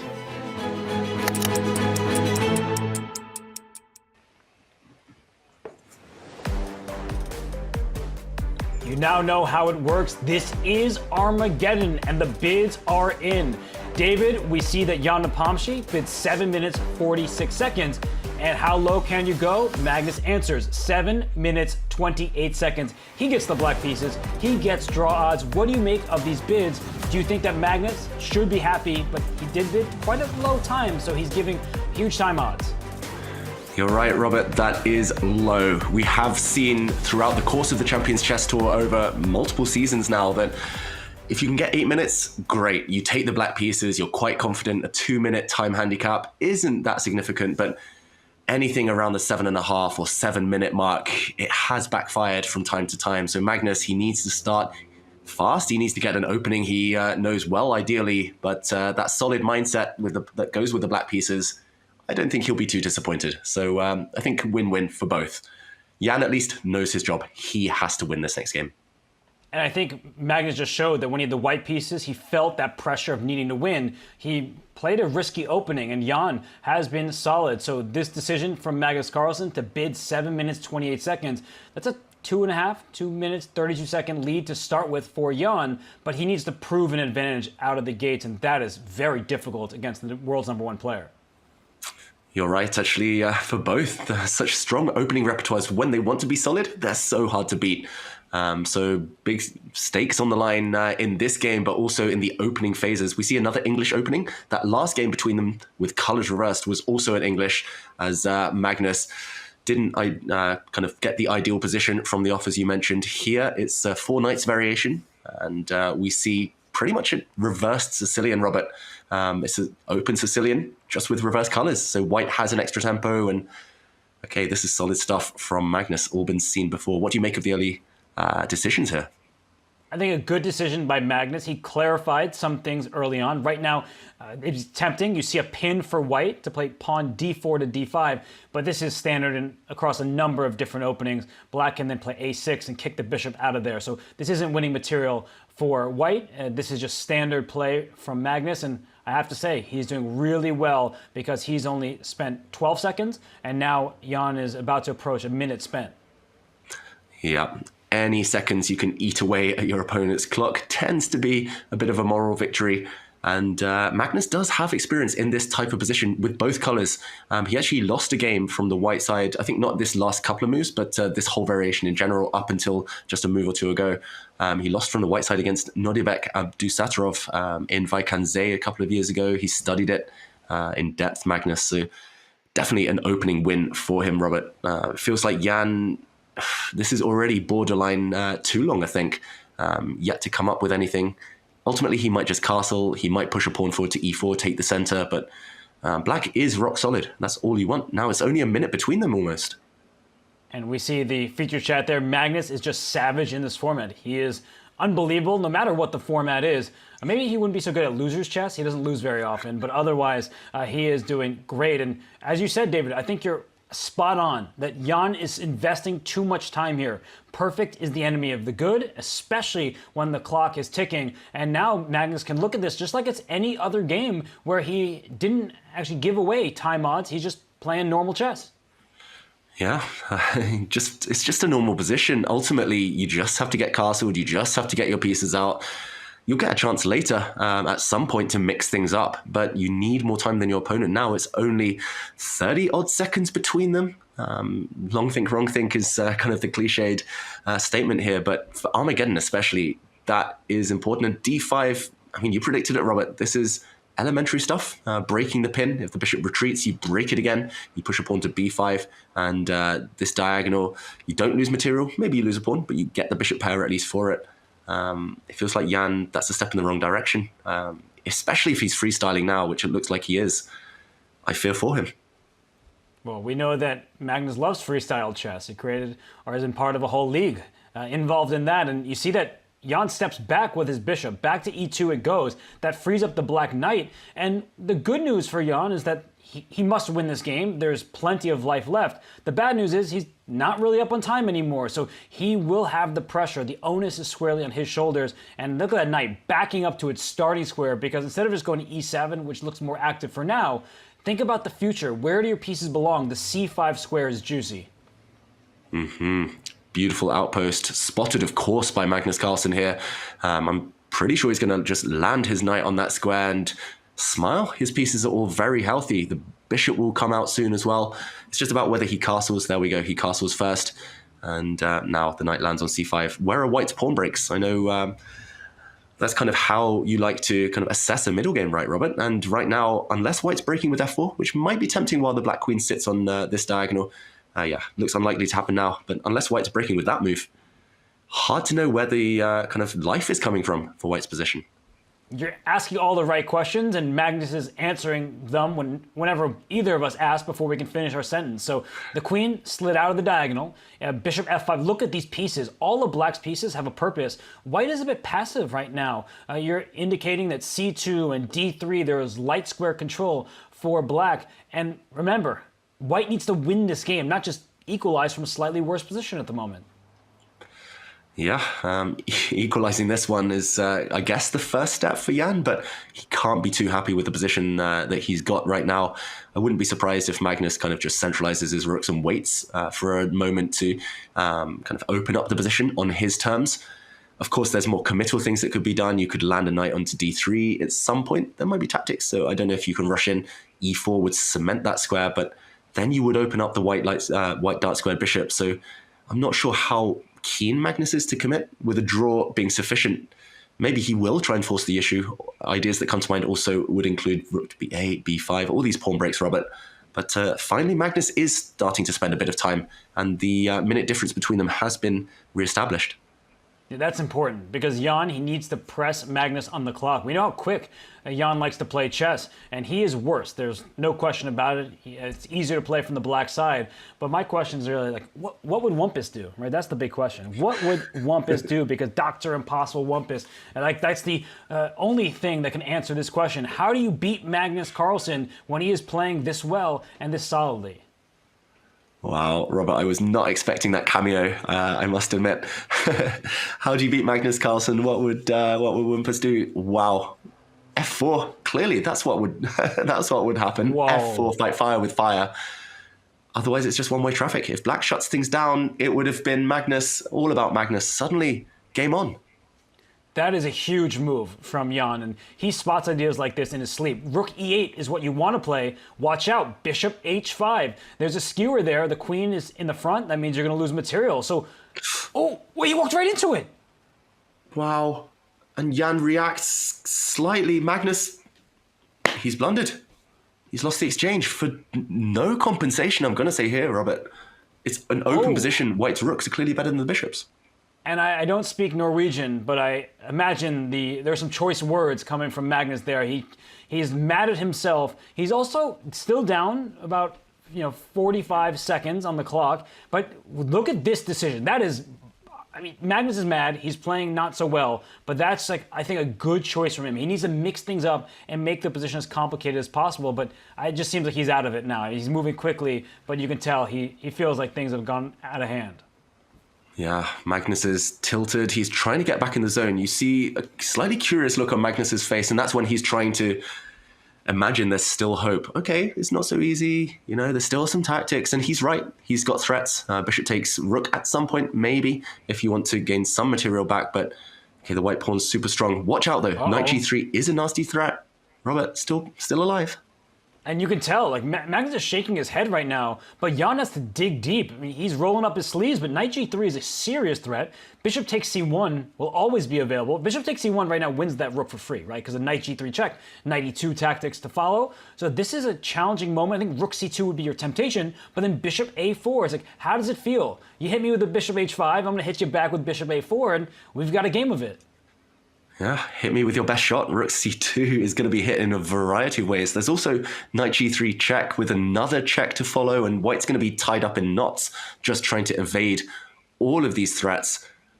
Wow, maybe e5, which I was actually about to praise as the most natural move, keeping control. Maybe it just allowed the black knight in unnecessarily, and suddenly 3 attacking pieces, white's defensive forces not perfectly coordinated. Robert, I think at the very minimum, Jan's going to burn half of his remaining time on the next couple of moves. And suddenly it's, lifeline for Magnus Carlsen. It's back to Wumpus over here, what to do? I actually think about the move g3 for white, which seems completely out of my mind, but I'm just trying to make sure that I have some space for the king. I think we have to remind everybody, including ourselves, that white needs to win this game, right? So if something happens where black is able to reestablish the material, oh my goodness. Knight g3, bishop e3, knight back to e4. Is that what's up? Wow, I think you're right. I'm looking for all sorts of crazy checkmates, but knight g3, blue arrow shows it. I think it's by far the most obvious move. The only other candidate would be to take on c1. You mentioned that's a free rook, Robert. That could be a temptation as well, at the very minimum. But knight g3 check. Oh, do we jump in? Magnus has a few minutes. Maybe we just quickly bring up an analysis board and show why this last move was a mistake by Jan Nepomniachtchi. A check. You mentioned it's the most obvious. There is a pin on the h-file, so king. Unless you sacrifice your queen, king here, and maybe you survive if black gives a check. You mentioned knight to e4. The other rook can defend. Still looks beautiful for black. White is tied up. But the most decisive move seems to be actually in this position, just taking the rook, because the other rook is attacked. Keep things clean and simple. My goodness, and Magnus, of course, spots it. David, how tempting is it to play for tactics when you're down 2 exchanges? But sometimes when your opponent blunders, you just take one rook and then you win the other if the knight's captured on f1. This is completely winning all of a sudden for black. And look at Jan's face. It's just eyes wide and shake of the head. He can't believe the luck that Magnus Carlsen had there. Let's face it, Magnus blundered first. He can't believe that he lost control, Jan Nepomniachtchi. But yeah, it looks over. The black knight can retreat. It takes a pawn in the process. White's getting checkmated almost, and black's up on material. Oh, my wow, goodness. turnaround. I mean, what a quick turnaround, and how sad is this for Jan? He just caught Magnus. f4 was a really nice try by him. Magnus made a terrible mistake with bringing the rook to e8, but that rook takes e5 decision by Magnus, just complicating matters. It gave him a fighting chance, and not just a chance, it looks like it's going to get him the match victory. Yeah, you touched upon it there, Robert, but great tip again for everyone at home. We all blunder. We've all been there. We've all lost material. We've all walked into pins, forks, you name it, but just making things messy The opponent wants control, especially when they're material up. Making things messy is the last thing they want. And confusing the opponent, randomizing it, that's often the best way forward. That's what Magnus can do. He's got all these different gears. That's the problem. He's the world number one. He's obviously positional endgame genius. But if he needs to randomize it, if he needs to make that mess, he can. And he has, and looks like he's about to win thanks to that. It just, you can see it on Jan's face. He's like, what do I need to do to beat this guy? He already beat me in a world championship. After that really long, hard-fought game with that material imbalance, you felt like Jan sort of collapsed after that. I mean, Magnus also found his strength. But here, Magnus blundered in one turn and still wins. This is over now. It's completely done. It's over, and we're about to see a resignation. Judging from the body language, Magnus Carlsen takes the Armageddon. Black gets the win, and what can we say, Robert? That was a crazy game. And Jan Nepomniachtchi's out of there as fast as he can. I mean, he just gets rid of the camera. He says, I cannot believe this. But it doesn't matter how it happened. Magnus Carlsen wins the Armageddon game with the black pieces. I mean, he's not happy with his performance. That's clear, David. But it was still a match victory for Magnus, back against the wall. Doesn't matter what people throw at him. He still seems to get the job done. That was close, though. That was close. Of course, it's the result that matters. It's the result that everyone remembers. It's what will guide him through to the winners' semi-finals, Magnus Carlsen. But it wasn't clean, it wasn't pretty, and ultimately he did it the hard way. But that's the skill of a champion, getting the results, grinding out those results by tactical means, by trickery, any means possible, and getting the job done even when you're not in your best shape. And Jan Nepomniachtchi came close. I think we have to applaud him for a great match today. He fought Magnus hand to hand and was living to survive the tail, but ultimately just one slip, and that was it. Wow, what a day of chess. What a day indeed. Magnus Carlsen joins Alexander Grischuk, Levon, and Alireza Firouzja as they continue on in the winner's bracket. The tournament's not over for Jan or for the other players who lost their matchup. You see the ongoing bracket, Aronian, Carlsen. This is always a mouth-watering matchup. And Firouzja against Grischuk, that's up in the winner's semifinals. So David, we have two excellent matchups in store tomorrow. And I think Levon and Magnus, they played each other many times. Firouzja and Grischuk, less familiarity between those two. That's right. Levon Aronian and Magnus Carlsen, for many, many years, they were the number 1 and 2 in the world. They faced off many kind of big occasions, and Levon has had his fair share of success against Magnus in one-off games. Can he do it over the course of a match? That's yet to be seen. Yeah, Clash of Generations, Alireza Firouzja and Alexander Grischuk is going to be fun as well. And of course, we have a bonus of the losers bracket, Robert. The 4 players who lost their matches today, they're not done. They still have their chances to progress in this tournament and to get to the tour finals. And 1990s clash there. Maxime Vachier-Lagrave against Jan Nepomniachtchi and Vladimir Fedoseev against Arjun. That guarantees fire on the board. Oh yeah, I wish they had, instead of 16 pieces each, 60 pieces. They throw them all at one another, sacrifice them left and right. But right now, we do want to get our Rubik's Make Your Move of the Day, because while there was tons of great action across the board, we know where it came down to, David. So take it away for our move of the day with, just our fine chess moves that we saw. I'm going to build up, Robert, to that move of the day. Rubik's, of course, I was in Budapest recently along with many of these players. Hungary, the home of the Rubik's. And here I'm going to build up to it, starting with the move F4, fighting fire with fire. This is a game between Jan Nepomniachtchi and Magnus Carlsen. Here, Magnus blundered rook to E8, allowing the move bishop to H5 with a nasty skewer. Black loses material, but it was here, on the brink of defeat, Magnus Carlsen, that he came up with what I'm going to call our move of the day. Rook takes E5. He's already down material. Why not throw more wood onto that fire? And ultimately, he was rewarded for his courage. It looks like a bit of a bluff. It looks like, yes, after a capture here, black is 2 exchanges down, but white can defend. Knight F3 hits the bishop, defends against the checkmate threat on H2, but the real magic lay slightly deeper. Bishop to F4 now, attacks one rook. Jan Nepomniachtchi tried to keep his center intact, but now the knight came in as well, and white's king simply under too much pressure. Knight to g3 is a nasty check. The rook hanging as well on c1, and the move of the day earlier, rook takes e5, ultimately was rewarded due to this mistake, queen to e1.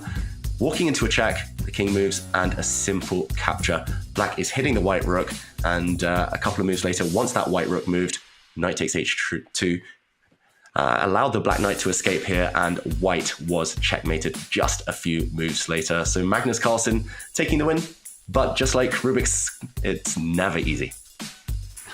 No, it certainly is not. Shout out to our partner Rubik's for such a great product and a difficult game, but one that is fun for all. And well, we just saw how Magnus Carlsen beat Jan Nepomniachtchi. We will have Magnus on for an interview, so chat, get your questions in. We may feature them. So we are going to head to this break, but when we return, world number one, the reigning Champions Chess Tour winner, Magnus Carlsen, joins us. Jan Nepomniachtchi, unfortunately, is not so thrilled about this, but I know fans across the world are. We'll be right back, everybody, soon with this interview with Magnus Carlsen, the number one rated player in the world.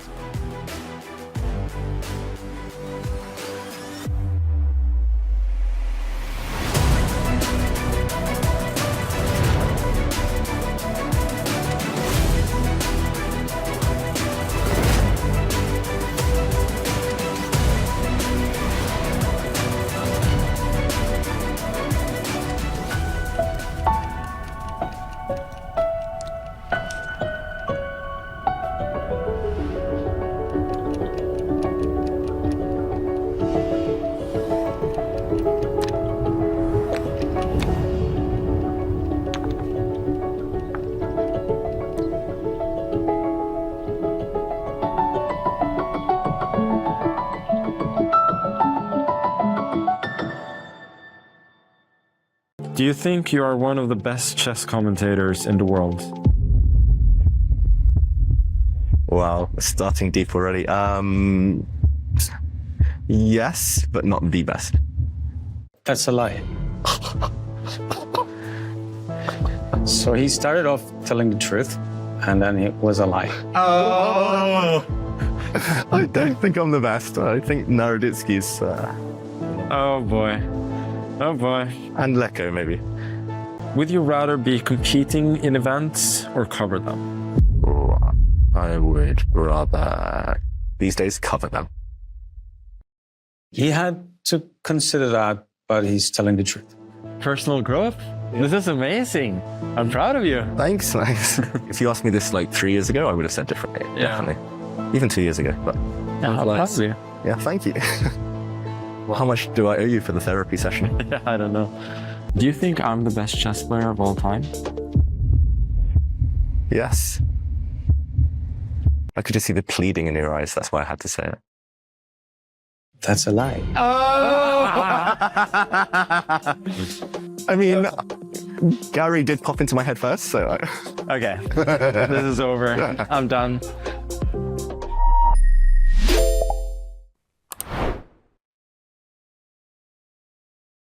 What is your chess personality? All right, let's see. How do you react when opponents talk trash? I started it. What's up, bro?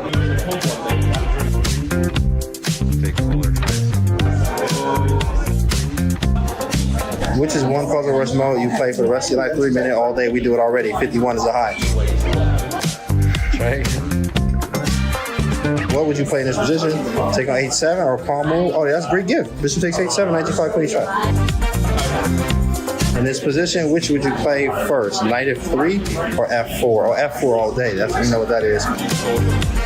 Which time control do you do more? Bullet, absolutely. It's a little bit rapid these days.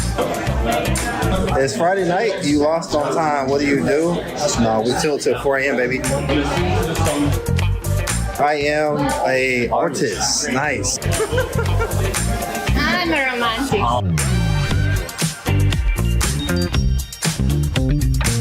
No more fancy openings, no swashbuckling middle games, no attacks. We're here to tell you about what comes after that. I'm taking the time for prophylactic moves in this apparently pretty sharp position. Probably at this point the knight is better, but the game shows that it's possible to play around it.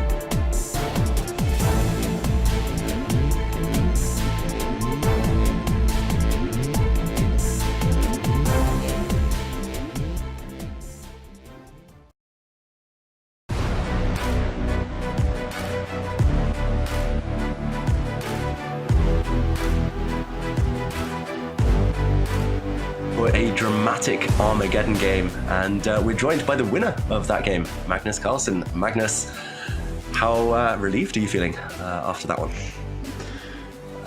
Yeah, obviously, that was a massive blunder, and I really feel like I got away with one. I had a really pleasant position, and I was sitting there thinking I can, do anything I want, and I felt like F5 was a little bit too early, but then I thought, yeah, it looks so good. Then he played F4, and I was like, oh, I just fell for the only trick he had. And then I just played Rook A8 out of disgust, and then I thought, yeah, the game was going to be over. But fortunately, I found this idea with Rook takes E5 to muddy the waters, and I saw that he had G3 instead of playing E5, which I think was kind of the easiest win. But after he played E5 knight E4, I thought it was not so easy. I mean, to be honest, like I was just happy to be in the game at that point because I really shouldn't have been. And how did you feel was your level of play throughout the day? It was a long match, and I don't know if you know, Jan was also playing over the board earlier today as well. Yeah, Jan was playing over the board, and he even suggested to me that we should start the match a bit later, which I agreed to, but apparently it didn't happen. I think the level was decent. Like, this was not one of my worst matches for sure. Like, it wasn't great, but I felt like it wasn't horrible either. I did miss some chances, but he missed some in the last game, in the fourth game as well. So overall, I think it was a decently played match, and yeah, obviously could have gone either way. And Magnus, you've been playing a lot of chess recently. The Olympiad just finished a few days back. How are you feeling just after all of that, and now this switch back to online rapid chess?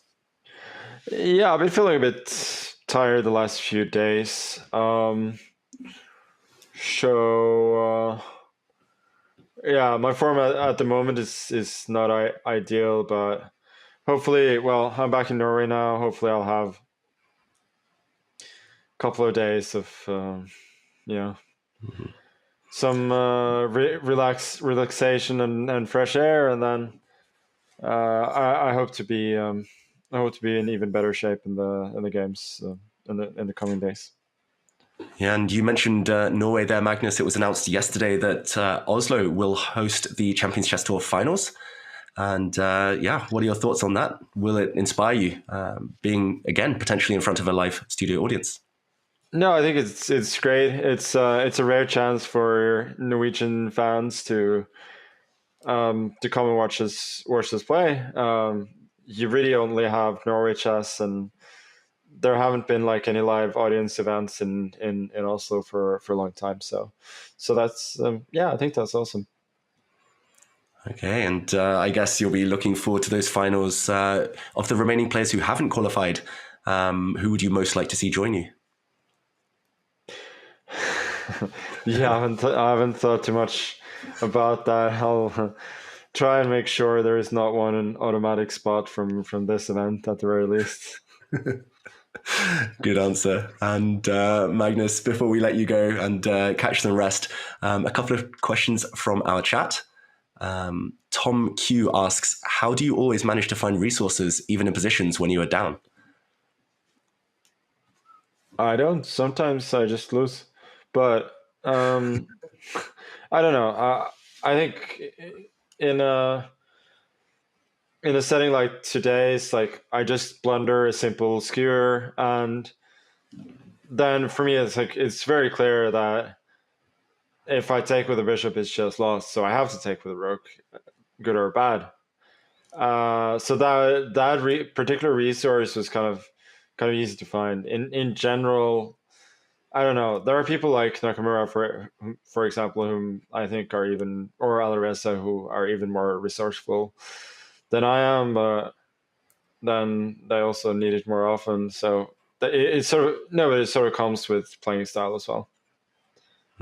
And Rotten Drive asks, what would be your favorite interview question after a day like this?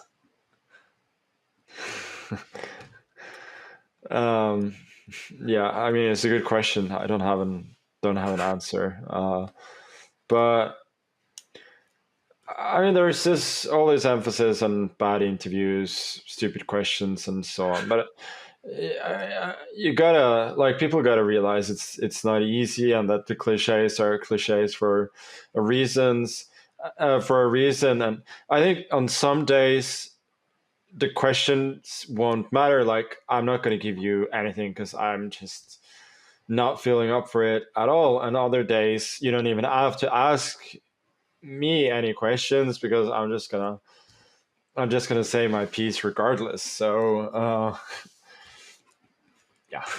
but it's not an easy job, and I don't have a good answer to Rotten Drive. Oh, well, if you stay on the call later, Magnus, I think Robert wants to ask you your full take on Zach Lowe, but we'll leave that for next time.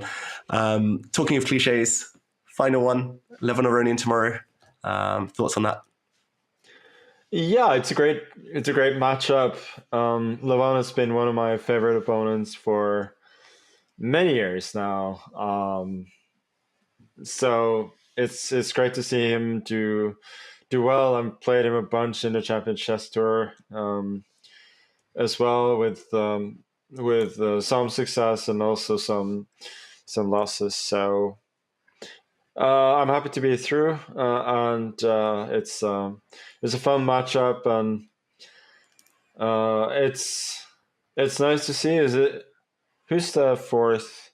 Oh, yeah, Alireza is the only in the main bracket. He's the only remotely young guy there, so that's fun to see.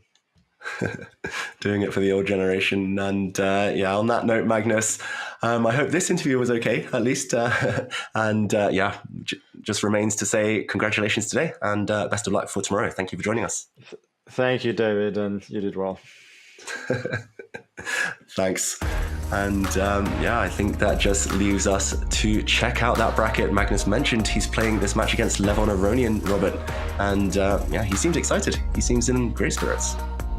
And I think the whole chess world should be excited, because when these two go at it, and Levon has had some fantastic wins against Magnus Carlsen. Magnus, of course, has had incredible games all throughout his career, but from his own words, David, this is one of his favorite opponents. Playing against Levon, you know that you're always going to get a fight. Yeah, that fight is guaranteed. I think a lot of fun is guaranteed, and the decisive results. I don't remember too many board draws between these two. And of course, the last remaining youngster in the winners bracket, at least, Alireza Firouzja against Alexander Grischuk. That is also guaranteed to be drama. At the very minimum, guaranteed time scrambles. Definitely. Whenever we speak of Grischuk, time scrambles galore. And the opposite of time scrambles when we talk about Maxime Vachier-Lagrave against Jan Nepomniachtchi, because David, they're two of the fastest players on the planet, including in classical chess.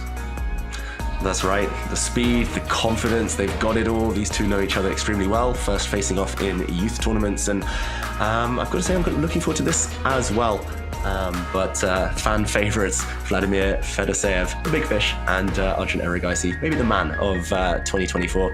That one is also going to be one to tune in for. We have 4 great matchups in store tomorrow, so it's not like we are eliminating players just yet, but for some players, tomorrow will be their final day. David, it's been a lot of fun. What are your final thoughts about what we just witnessed, including Magnus Carlsen reigning supreme in Armageddon?